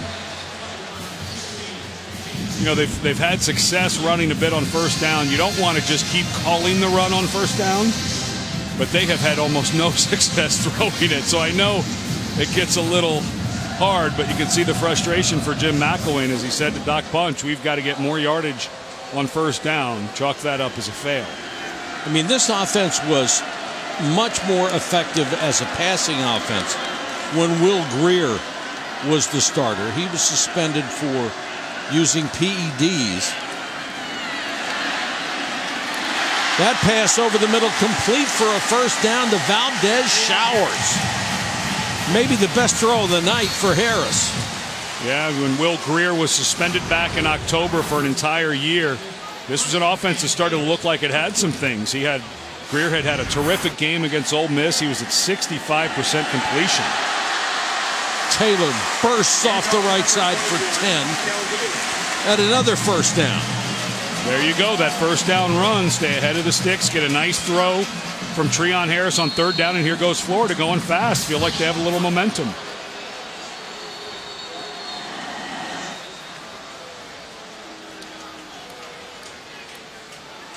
Somebody stopped the clock. Well, it's like the officials. The chain crew. They hadn't moved the chain gang. The guys in charge of the 10-yard chain that marks out the line to gain. Crowd doesn't like this. Well, because Florida had a little something going. And the chain gain is usually provided by the home team, so you'd suspect they'd be up on top of it.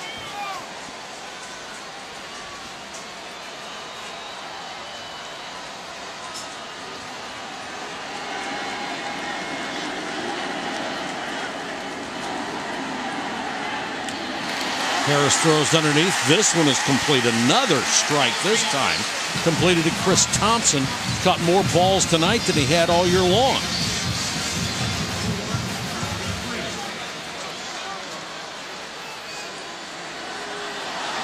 Well, another bad snap. And I just feel so bad for Trip Thurman, the senior who has taken over as a center with Cam Dillard out. You have to move, you have to go and block, and the ball gets stuck on the ground. I'm a former center. I've done that before. It seems like it shouldn't happen, but you're going to run block, and sometimes you put a little weight on that hand, and the tip of the ball sticks in there, and that's a bad loss down on a second down for Trip. But give this guy credit. You see the brace on that left shoulder. He almost gave up the sport, decided he wanted to come back, and he's given a yeoman's effort in there. Absolutely. Puts him in a hole, though. It's 3rd and 7 on a crucial drive. Harris under pressure. He can run for it. Got a good block. First down at the 35.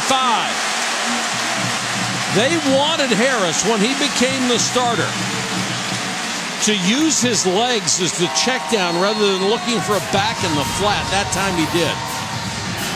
And what about the snap from the center, Thurman? After dragging one in the dirt on a key 3rd down, he throws a strike. You got to get the next snap after a bad one. By far the best drive of the night.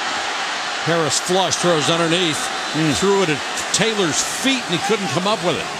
And this is the part of the game where Harris has had some struggles, is just general accuracy. We saw him in a game against South Carolina where he looked terrific on short throws, not as good on long throws. Last week was the flip, and that one there, you just take a little bit off of it. If you hit Kelvin Taylor, he probably picks up 7 or 8 yards. Well, that one he rushed. I mean, sometimes you feel the pressure of the rush, even when it isn't there, and all he had to do was float it out to Taylor that time.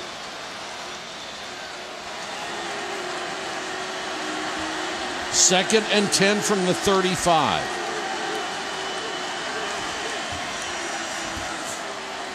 Pressure coming. Harris throws underneath. It's got his tight end Jake McGee.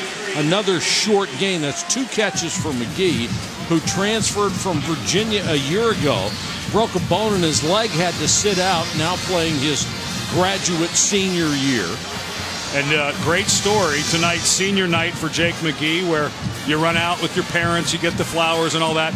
It's the 3rd time Jake McGee has run out for senior day. He graduated from Virginia, so he participated in it at UVA. Then last year, didn't know he was going to get an extra year of eligibility, so did it last year, and once again today.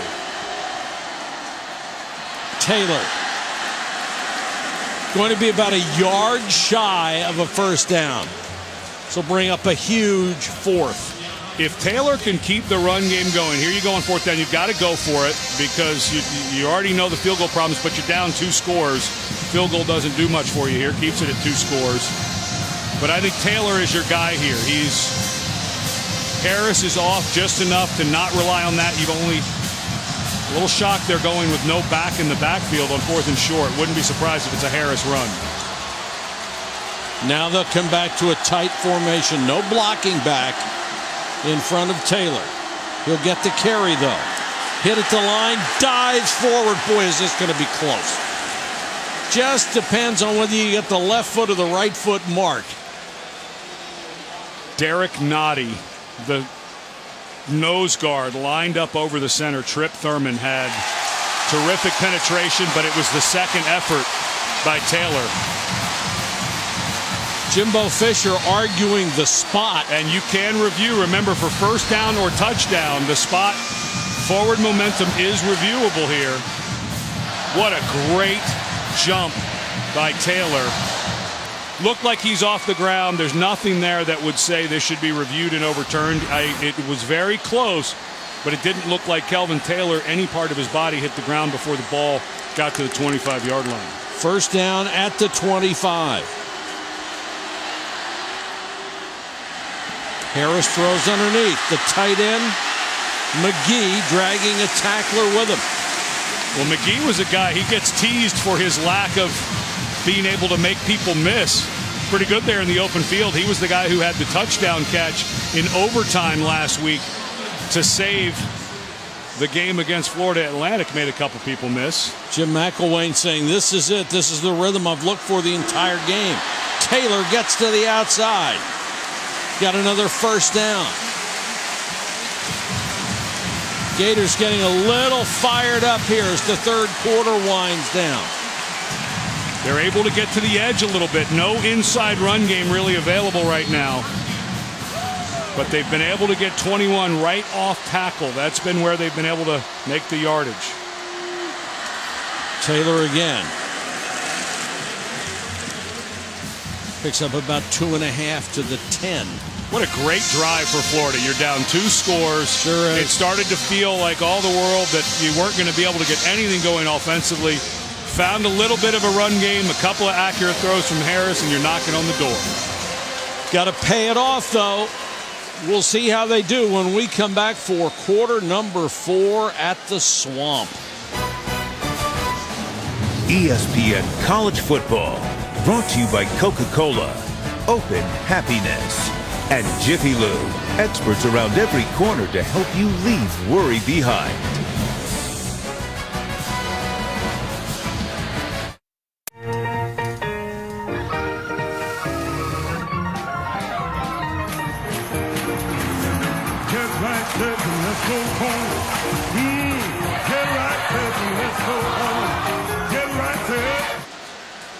In this one, the SEC is down by 10 to the ACC. The Gators trying to change it. Scarlett is the tailback. Harris, draw play. Got to about the 6. They need to reach the 2.5 for a first down. Reggie Northrup wasn't fooled. He made the stop. Another big third down. You're not even thinking field goal here if things go wrong. No, and you've got your big tight ends. DeAndre Goolsby's in there. Jake McGee is in there. Those are the guys that you would look for in the end zone. I don't think this is a rundown. The big bodies are in for Florida State. This drive's already gone 70 yards and taken almost 6 minutes off the clock. Taylor back in beside Harris. Harris looks to throw. Under pressure, has to throw it away. I'm not sure he was outside of the tackle box. No, and they got him again.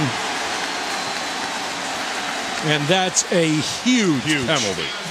Yeah, because you would have gone for it on 4th down. Sure. 4th and 3. Harris not able to get out of the pocket. What an excellent job by DeMarcus Walker, though. Treon Harris tried to put a move on him. He saw that Walker was coming free.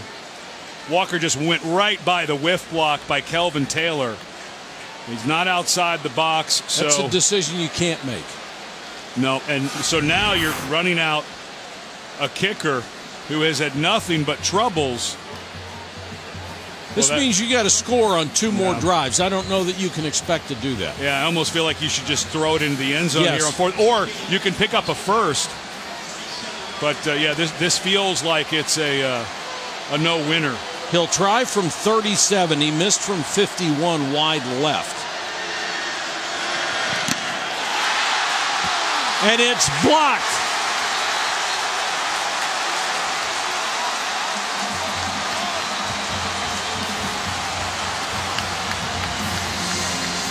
On the bottom of the pile, Marquez White for Florida State. And the horror of this season continues. A low kick right into the line of scrimmage.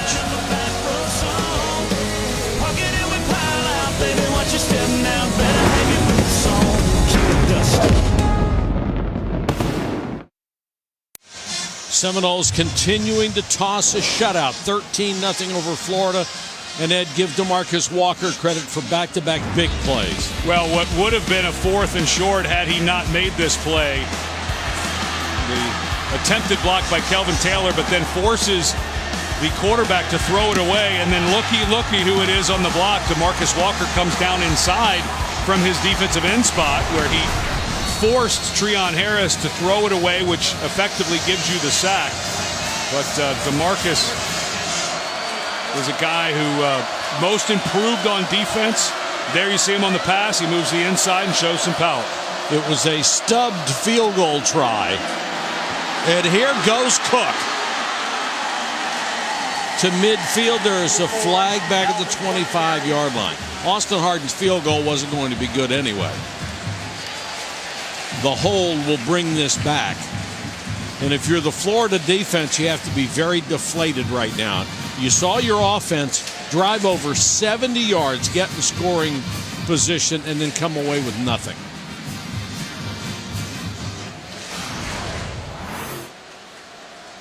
Alex Eberle trying to block Caleb Brantley, and I'd say that's a hold. Brantley, who did not play last week against Florida Atlantic with a groin and ab strain.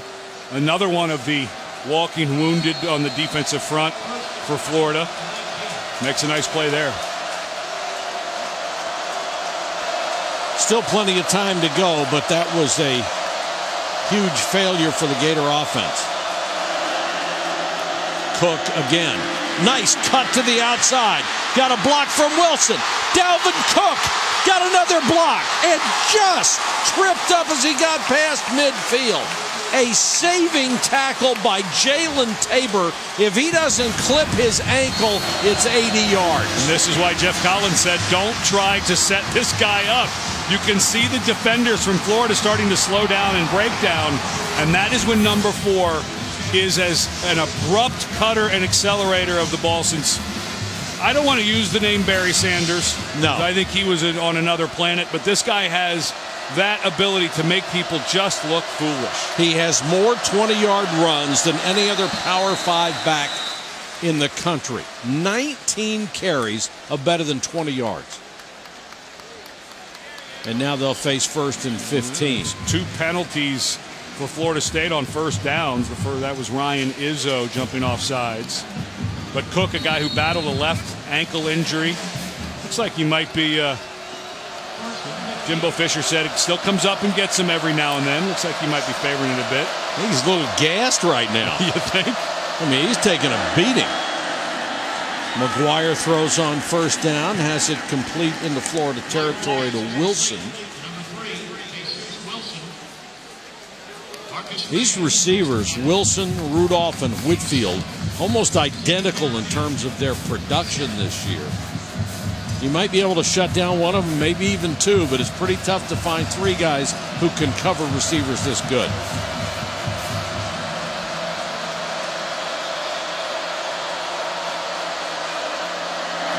McGuire, double clutch, throws it right into the lineman, Jordan Sherritt. I mean, he was only about 3 feet away, point-blank range, and knocked it down. And luckily, because McGuire looked like he was going to throw that potentially backwards to Dalvin Cook, but Sherritt, a guy who was not even expected to play tonight with a hamstring injury, and all of a sudden, Florida State with a big 3rd and long against one of the best secondaries in the country and a really good pass rush. I wouldn't be surprised if this is some type of quick throw or screen for McGuire.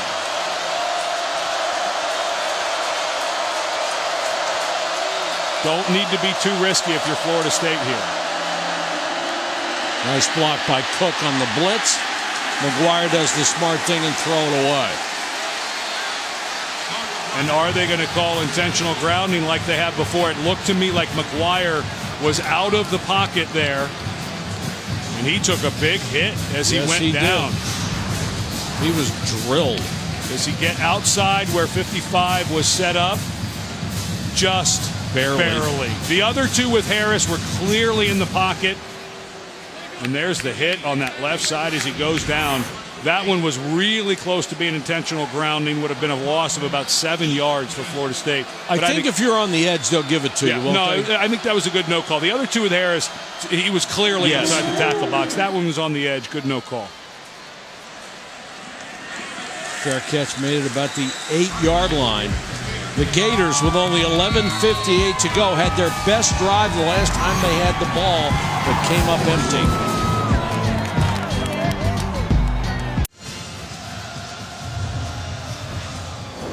FSU continues to dominate this game, 13-0. Week 12 of the NFL tomorrow morning. We've got you covered. Catch up on the latest news from around the league on NFL Insiders at 10 a.m. Then on Sunday NFL Countdown at 11, Josh Norman and Thomas Davis of the undefeated Panthers will sit in as guest analysts throughout the show. It all starts at 10 o'clock tomorrow morning. Well, if you're wondering about shutouts, Florida State has never shut out Florida in this series. Florida has shut them out 3 times.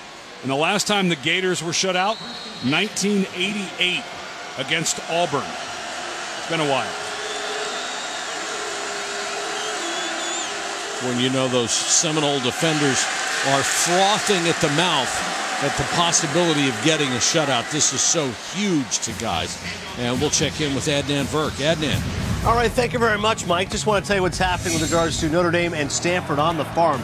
Kevin Hogan here to Austin Hooper. A season-high 4 touchdown passes for Hogan. It's been a wild, exciting game. Stanford up by 6. Back to you, Mike. Did not expect a 35-29 shootout. No. Not after we saw Stanford put up 6 whole points against Northwestern at the start of the season. Taylor. Nice hole up the middle. Taylor cut down as he got near the 30. Saving tackle by LaMarcus Brutus, who went down for his ankles. A gain of 22. Yep, and Taylor came off Gippy. Remember, his left ankle was injured at the end of the first half, and I think Brutus may have gotten that left leg again. Scarlett checks into the ball game. Let's go back and take a look at that tackle. Brutus does a wonderful job as the stay-at-home safety. A good tackle at the legs, but when he got up, Calvin Taylor, who had hurt his left ankle, looks a little gimpy. And that's about the only thing they've gotten going here is the Calvin Taylor running game. He's just pounded away, had 22 carries, all the way up to 115 yards. He has earned every inch of that. Scarlett is the tailback on this series. Blitz coming. That ball was tipped. What is that, half a dozen? Yeah. Well, and it was the middle linebacker, Reggie Northrup, who was coming off the corner. They are incredibly good at it. Well, they use their length as well as anybody. Charles Kelly has really got settled into the role as a defensive coordinator his second year. I mentioned the last time Florida was shut out was in 1988. This guy was a defensive back at Auburn on the team that shut them out. So if it happens again, he may not even remember that. You got so much going on. It'd be pretty cool to have done it twice to the Gators for Kelly. 3rd and 7, huge play for Florida. 3-man rush. Harris with all day to throw. They dropped 8. Now he throws over the middle, incomplete. Looked like some contact over the middle, but no flag. And an incomplete pass. It'll be 4th down for Florida. The one thing that, because of how good they are up front and athletic, that Charles Kelly has been able to do, he's been able to play 6 and sometimes 7 defensive backs. And I think that was a time where they had 7 defensive backs. 5 is nickel, 6 defensive backs is dime. I think 7 you just call dollar. Nickel, dime, dollar, what do you think? Quarter. Quarter?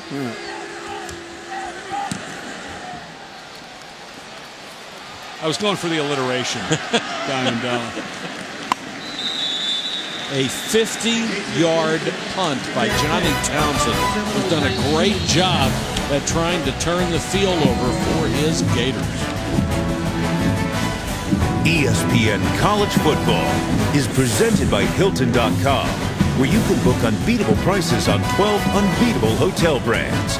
And in part by the new 2016 Ford Escape, the unstoppable.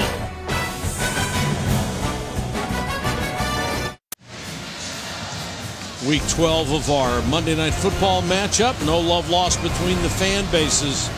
The Browns and the Ravens, 8:15 Eastern.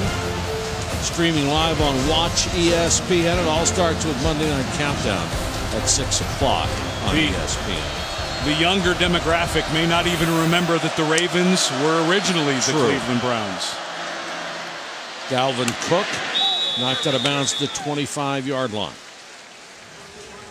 Now, right now, the Seminoles would just like to work on the clock, a little ball control. I think Dalvin Cook is going to get the ball fed to him quite a bit. You don't want to be saving too much clock for Florida. Don't do them any favors.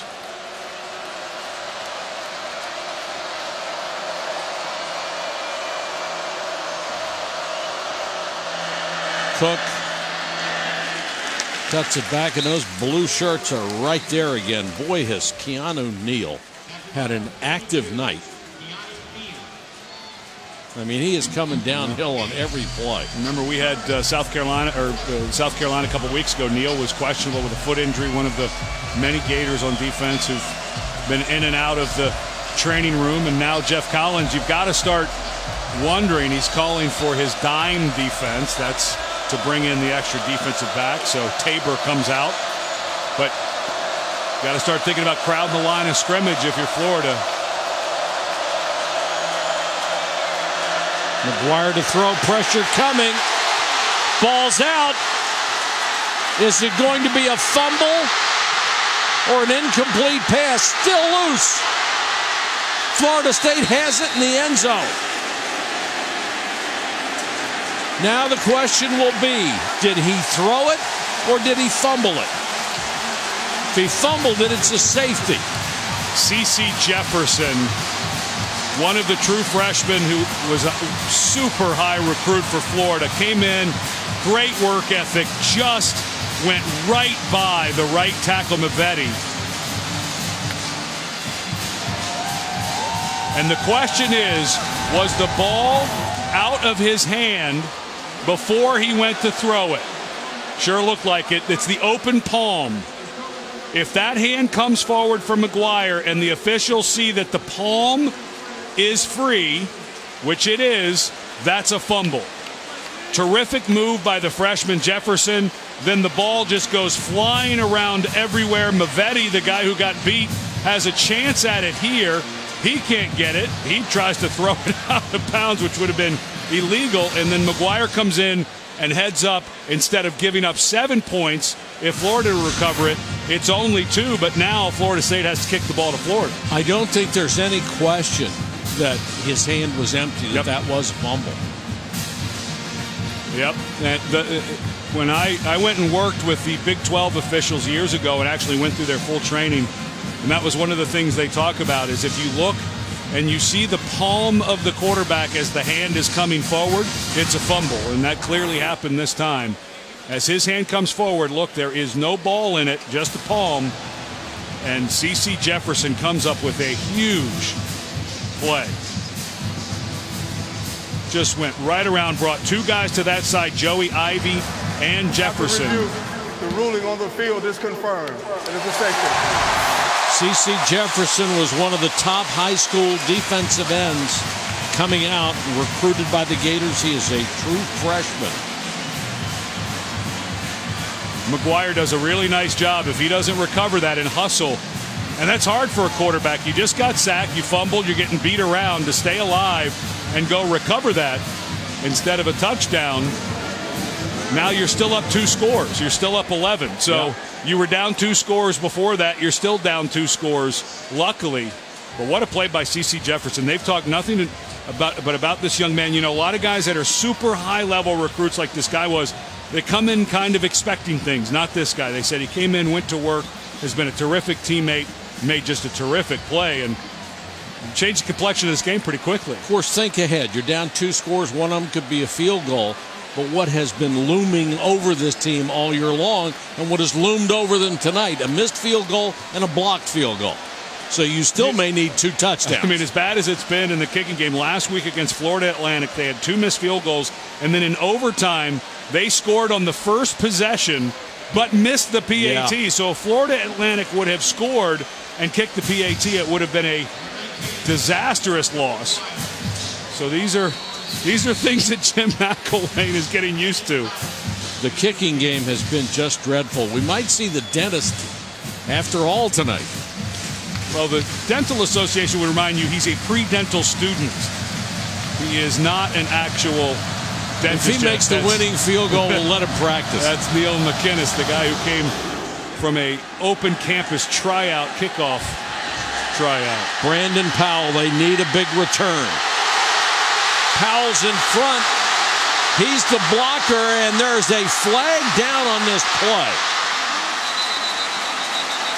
Valdez showers on the return. Powell in front of him now will check the flag. Flag looks like Well, for a moment I thought maybe they picked it up, but no, During the return, not so. illegal block in the back on the receiving team. Number 5. That's a killer. 10-yard penalty on the spot of the foul. First down. It's Ahmad Fullwood, the senior wide receiver, working on some special teams. Excuse me, the junior wide receiver working on some special teams. The whole key to a block in the back is how does the defender fall after you hit him? And let's see what Ahmad Fullwood. Yeah, he's pushing him in the back. And he's behind the play. It didn't even matter. Yeah.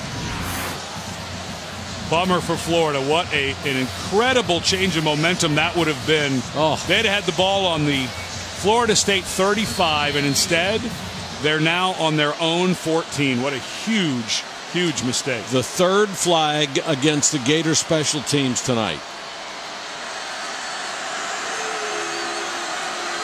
Empty backfield for Treon Harris. Plenty of time. Ball tipped off the hands of Brandon Powell. Hangs in the air with all that speed in the secondary. You're just waiting on somebody to run under it. I want to go back to Sean McGuire recovering his own fumble in the end zone and how big a play that was. You get credited with the fumble as the statistic, and then you get credited with your own fumble recovery. Otherwise, it would have been a touchdown for the Gators.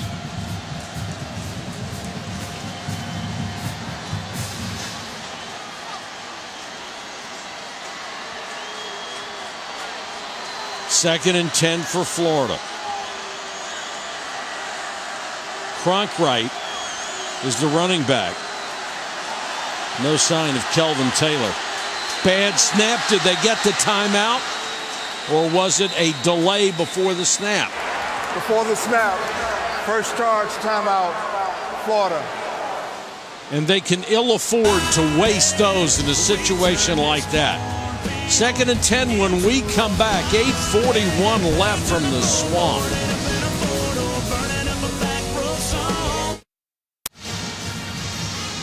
Now for tonight's Aflac trivia question. Dalvin Cook set the Florida State record for most rushing yards in a single season this year.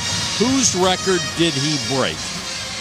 I'm having a heck of a year. I've actually known the answer to 3 or 4 of these.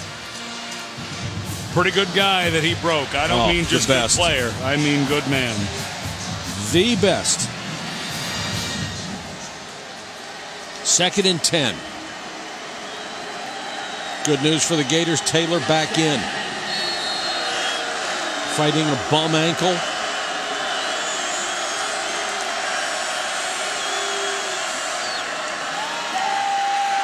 Pressure coming. They're all over him, and then they throw incomplete to Powell. I thought they were, the way the action went, I thought they were trying to set up a screen, but there was no screen out there. The Seminoles were just all over everybody. Harris, and I've seen this before on tape, he'll start to see the rush instead of feel it. That time, there's just pressure all around him, and Harris was pretty jumpy on that. You can't blame him with guys like DeMarcus Walker chasing you around. It's been a pretty rough day. Third and 10.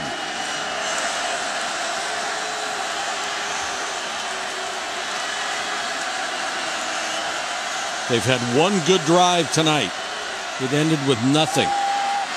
Pressure coming. He's in trouble, and they got him. Back at the 8-yard line. The 5th Florida State sack. Derwin James, the safety, led the charge. Derwin James is a guy at 6'3", almost 215 pounds at safety. He just takes the running back, Kelvin Taylor, and just jacks him, takes him right to the quarterback. He knew he couldn't run by him, but he still has the ability to come back, and Charles Kelly has himself a star in the making in that young man. I was just going to say, as the defensive coordinator, Charles Kelly says, look, it's 3rd and 10. I'm going to make you throw it short. There's no way I'm going to let you sit back there and let routes develop in the secondary. You're going to have to unload in a hurry, and he couldn't even do that. 44-yard kick, Seminole ball when we come back.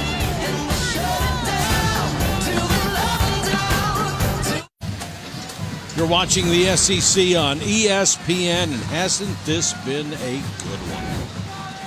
battle of brilliant defenses. Answer the trivia question now. Dalvin Cook set the Florida State record for the most rushing yards in a single season this year. Whose record did he break? The great Warrick Dunn, and I used the term in the kindest possible way. Warrick Dunn was great on and off the field. Dedicated his life to building homes for single-parent families.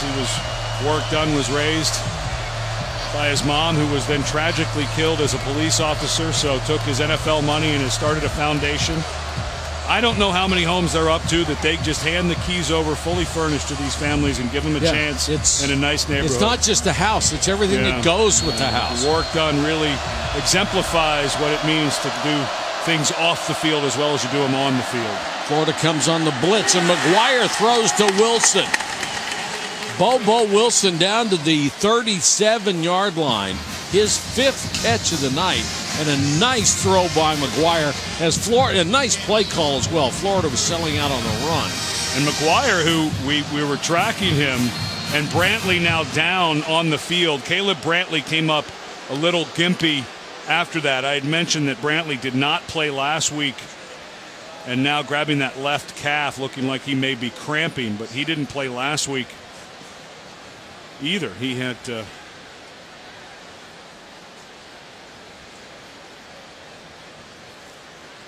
groin injury. While we check on him, let's go to Adnan for an update on Notre Dame and Stanford. Thank you very much, Mike. To no one's surprise, another close game down on the wire. This is Deshaun Kaiser, keeper. 9th rushing touchdown, tying a school record for quarterbacks. 6 of the last 8 meetings decided by 7 points or less. Up by 1, Notre Dame is. 20 seconds left. Mike? How about that? Boy, they just won't give up, will they? No, they won't. And you think of what Notre Dame has been through. Malik Zaire won the starting quarterback job. That's what forced Everett Golson to transfer to Florida State. Then Zaire gets hurt in the game we did against Virginia. Deshaun Kaiser comes in to win that game. Nearly beats Clemson on the road. They lost their starting running back at the start of the season. Notre Dame has had a pretty magical year. That's a heck of a coaching job they've done there.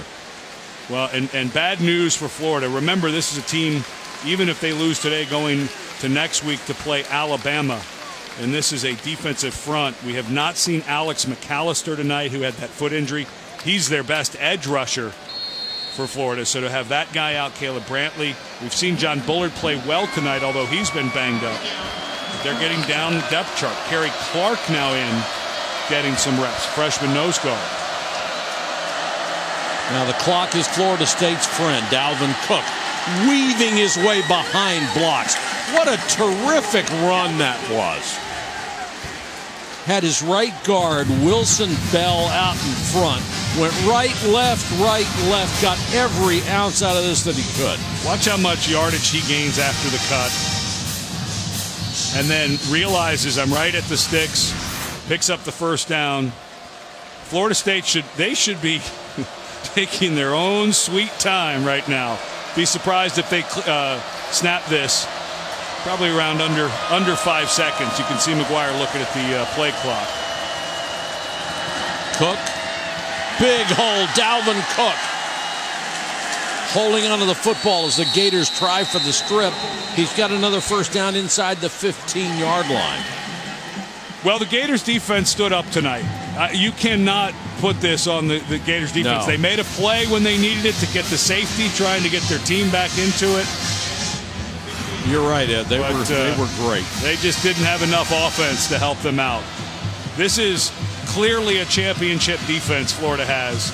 They don't have all the pieces on offense yet. It's been a brilliant coaching job to play to the strengths of this group. But they're starting to wear out just a little bit, and you can't blame them. Cook again, another big hole straight up the middle. Cook, touchdown. Ball came out, but after the touchdown signal for Dalvin Cook.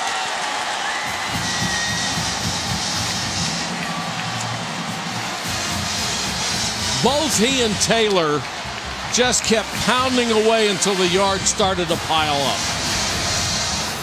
Mentioned at the top of the show that Dalvin Cook was originally, he clearly did get across the goal line before the ball was knocked out, but Dalvin Cook was a commit to Will Muschamp and the Gators.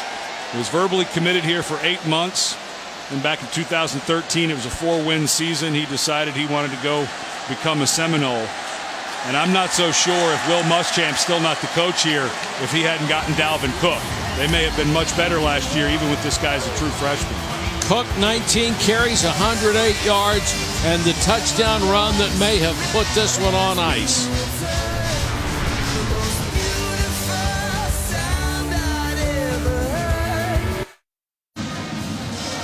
Florida State 20-2 over Florida. When we wrap up this game, stick around for SportsCenter at night. Nicole Briscoe and Kevin Connors, all the highlights from a busy day in the NBA, the NHL, college football, and college basketball. SportsCenter at night, kicking off right after we wrap it up here on ESPN. Streaming live on Watch ESPN. Gators still have a lot to play for. They are going for the SEC title next week against Alabama. But as far as the playoffs with this loss, even if they beat Alabama, they're too far back to make it, aren't they? No, if Notre Dame wins and holds on against Stanford and the winner of Iowa, Michigan State, I don't know how much of a game Florida's going to be able to give Alabama, frankly, next week. I think defensively, yes, they may be able to hang. I don't think Alabama's great on offense this year, but they sure are great. The defensive front for Alabama is as good as I've seen in a long time. Checking in with Jerry Punch. Doc, what do you have? Hey, guys, how about a little bet you didn't know on Florida State head coach Jimbo Fisher? Folks, he's a 5'8" quarterback who could bench press 400 pounds. He spent one semester as a scholarship shortstop on the Clemson baseball team. Gave that scholarship up to go back and play in NCAA National Player of the Year in Division III. He was so good academically, almost went to med school, studied Latin, and took 4 years of piano. Yes, he can read music as well as defense. That's pretty good, Jerry. I didn't know about the piano. In his time with the Bowdens, he played for Terry Bowden, did Jimbo, then became the head coach in waiting under Bobby Bowden in what looked like a uncomfortable transition. Yes. Sure has worked out nicely for the Seminoles. Such a brilliant offensive mind and an exceptional recruiter. You know, and a big deal here for Florida State is winning the mythical state championship between Florida State, Miami, and Florida. And this would wrap it up for Florida State, and that's a big deal in recruiting because when you go into a guy's living room and he's choosing between you and Florida or you and Miami and you're Florida State, you can always say, well, we beat those teams. Jimbo Fisher, with this win today, will be 11-1 against the combination of Miami and Florida while he's been here at Florida State. That's remarkable. Taylor breaks it straight up the middle. With this win, also Jimbo Fisher will be 68-13. He is approaching 84%. That's second only to Urban Meyer in the entire country, and they're like a game apart.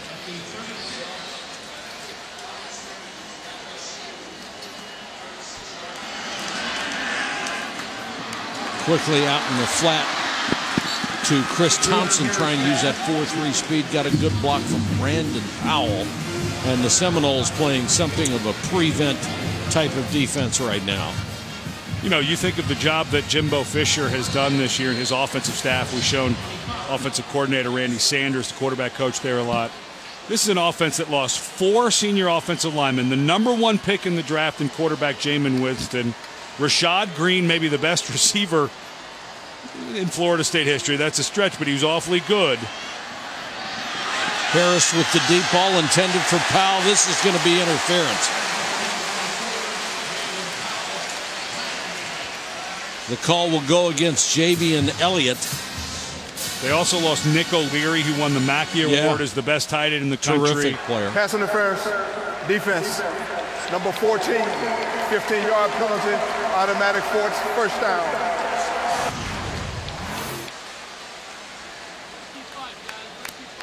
Yep. Close to uncatchable, but that was an awful lot of contact by Javian Elliott. Yes. Too much. Yeah. But puts them at the 10.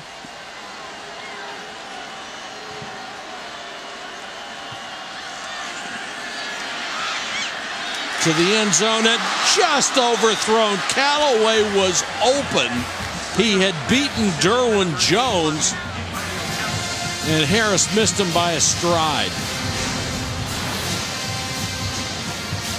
Excellent move by Callaway. Whoa, that's just, you can't miss that throw. You got to drop that one in. Take a little off it, put a little air under it.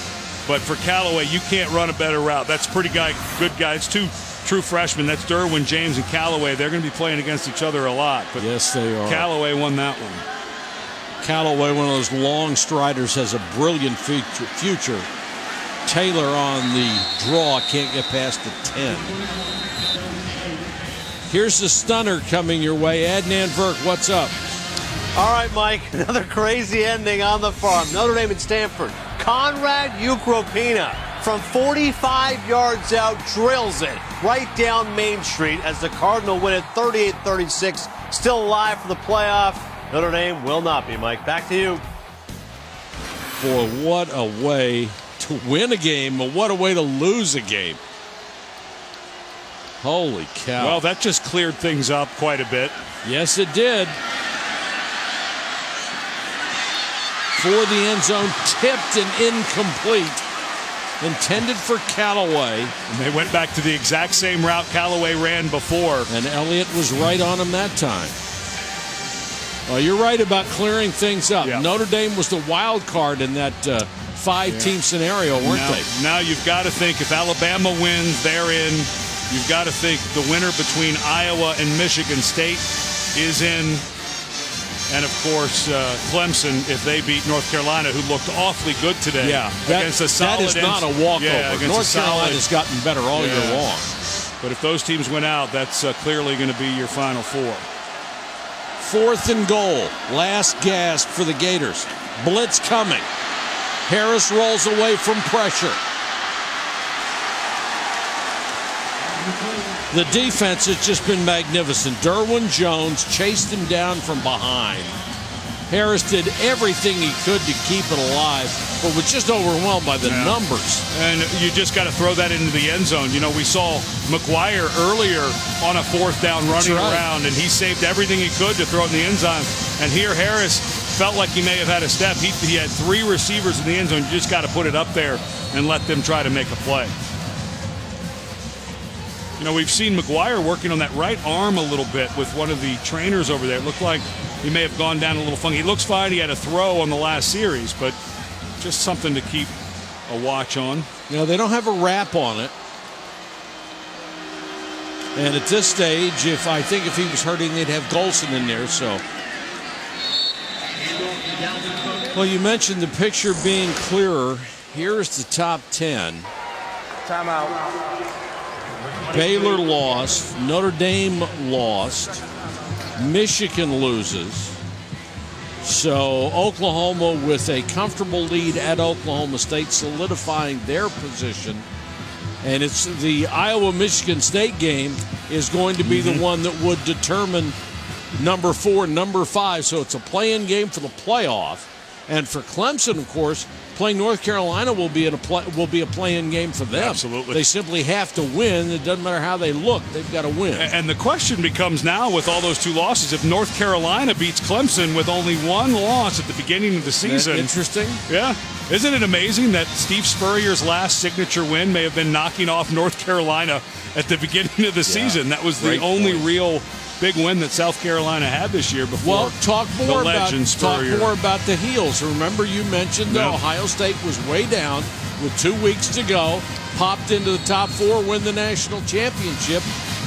Could North Carolina make that kind of leap? If you beat number 1, the consensus number 1, does that get you up high enough? Well, the loss that they're going to look at when they're comparing them to Oklahoma is Oklahoma lost to Texas, and that's a really tough one to overcome. The answer is yes, I think they could.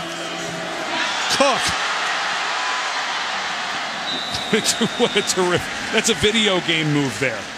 Where you know you're up. It is. You're in the open field. There's no reason to continue to run. No, the only thing that gives them a chance is if you score. As bizarre as that sounds. So run as far as you can and then lay down. He has just had a magnificent night. 20 runs of 20 yards or more. I mean, that is, think about it. And he sat out one game, sat out most of another game. He's been limping around all year on a hamstring and a bad ankle. Another huge hole to midfield. Adnan Virk with an update. Thank you, Mike. LSU, Leonard Fournette fell off a little bit in the Heisman race, but he still becomes the LSU single-season rushing leader, over 1,700 yards in the win over Texas A&M. And we know the rumors around Les Miles. What a great scene that is. His players carrying him off the field. We'll find out about his future, I'm sure, in the days to come. They won it in 1970. Mike, Ed, back to you guys. Adnan, have we really reached a point in this game where we're going to give somebody $15 million to walk away when they've won 70% of their games? 75% of their games. I mean, is that what this has come to? Well, didn't do it this year, didn't do it last year. Time to move on. But yes, unfortunately, that's what it's come to. Face mask on Florida added a little salt to the wound as their defense, with all of the injuries, all of the guys that are banged up front, this has been a pretty good effort against an elite running back. Tell you what, everybody out there played their hearts out tonight. And look at Cook. He is just a monster. That time it was Jeremy Powell, the linebacker, just getting back into shape with a foot injury, who gets made to look a little silly. And Jimbo Fisher has, coming into this year, I remember I was in studio last year and we were talking about Florida State and all the things they lost, and I looked at their schedule, and of course Jimbo had a change in his personal life, which is always a tough thing to go through. And just we talked about all the things off the field that Jimbo Fisher has had to deal with to get the focus back. And the way that this team plays and the athletes that they have brought in is just, it's kind of mind-blowing. He has developed an assembly line in this program. He just replaces great players with more great players. The Florida State senior class sets a record tonight. 49 wins as a group, the most in Florida State history. And when you say, anytime you say the most in Florida State history, you're talking about some magnificent records to be eclipsed. Yeah, the greatest run in the history of the game was that 80s into the 90s run by Bobby Bowden and that team, and they were always in the top 5. And so to have a class that, now, of course, the modern era, they're playing 14, 15 games instead of 11, 12, and 13, so you have more opportunities, but it's a pretty impressive feat. And this is a team that you were talking about. You talked to Jimbo Fisher earlier. It's just, he's got a big smile on his face. Recruiting's going great. They've got a bunch of young defensive studs. This will be his 10th win. They have a chance to go to one of the top bowl games and get another win. He gets 10, 11 wins a year every year. And they gave Clemson everything they could handle. Yes, they did. They had a couple of chances late in the red zone, weren't able to get it in a 10-point loss, but they were right there with Clemson once again for the ACC championship. 4 straight 10-win seasons and 5 out of 6. Just remarkable. And now for Jim McElwain, the big trick is going to be, A, how many guys on defense can I get healthy? You know, Bullard looks like he's going to be fine next week, but what is he going to be able to roll out on the defensive side? If they're going to knock off Alabama, I have a feeling it's going to take some defensive points, maybe some Callaway on a punt return. I just don't think they're going to generate even close to enough offense to knock off the Crimson Tide. But that defense ought to give Alabama's offense all it can handle and then some. And I mean, this is an elite unit. Well, the only reason that Florida is not being shut out tonight is because of their defense. That's right. They scored the only points safety of the night to hold them from their first shutout since 1988. Sports Center coming up when we're done here. Now we're under a minute. And I can't say enough, not only we talked about Jimbo Fisher, but Jim McElwain. You put it properly saying he held it together with spit and baling wire. And he has, because the offense is not going to keep you in games. The defense has to play lights out, and then they've got to get a break here and there, get a big run from Taylor or a run from Harris or a big pass from Harris. They've been few and far between, and he's just he won the SEC East.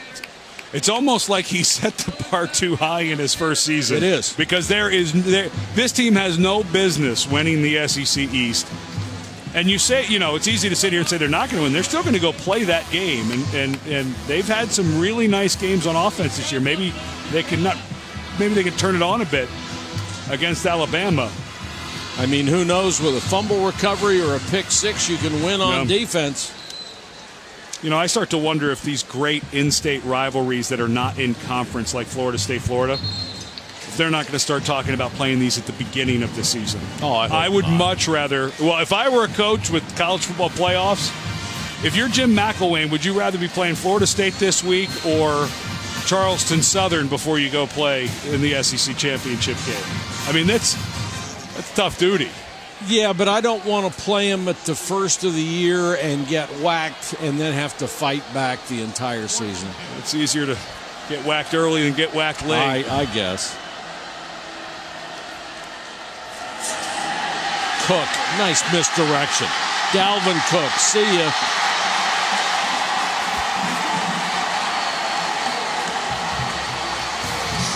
I know if you're tuning in, it looks like this is easy pickings, but this Florida defense down at least 4 front 7 guys tonight. They've given it their all, and that was nice. Dalvin Cook just went by a couple guys, gave him a pat on the helmet. It took a while for number 4 to get going, and when he does, it's pretty dangerous. And Jimbo Fisher just got a Gatorade bath. 26 carries, 183 yards. He eclipses his average. Florida, when we talked to them earlier, gave us 1, 2, 3, 4, 5, 6, 7, 8, 9, 10, 11, 12, 13, 14, 15, 16, 17 players on the defensive line. That's all of them. That's what they got. They got 17 guys.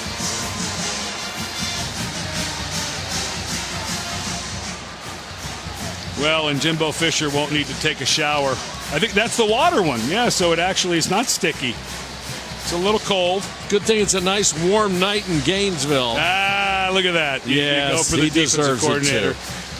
And Jeremy Pruitt left 2 years ago to go to Georgia, and everyone thought the defense, didn't play quite as well last year. And so Charles Kelly is taking some heat on the message boards and such, but Kelly has done just a terrific job with this defense. And here's a guy, you mentioned he missed almost 2 full games, plus he was gimpy another 3 or 4. Yeah. I mean, how many yards does he have? And he's got to be in the conversation for the Heisman if he's healthy the whole year. If they're undefeated, he's the number 1 guy on a Heisman Trophy list, in my opinion. I think if he was healthy, he may be, because I think he'd be up around 2,000, 2,100 yards if he were healthy the whole season. Might have a tough time getting out on the airplane, That is the trophy for the Sunshine Showdown. Better hope the guy at TSA is a football fan. Otherwise, you may have to mail that one home. Now, this was a record crowd that saw a brilliant defensive effort by their Gators, but that guy helped torpedo him at the end. He is just an exceptional running back. Well, we're talking about the job that Jimbo Fisher has done. How about being the first coach ever at Florida State to beat the Gators 3 straight times in Gainesville? He set a lot of records. Going to set a lot more, too.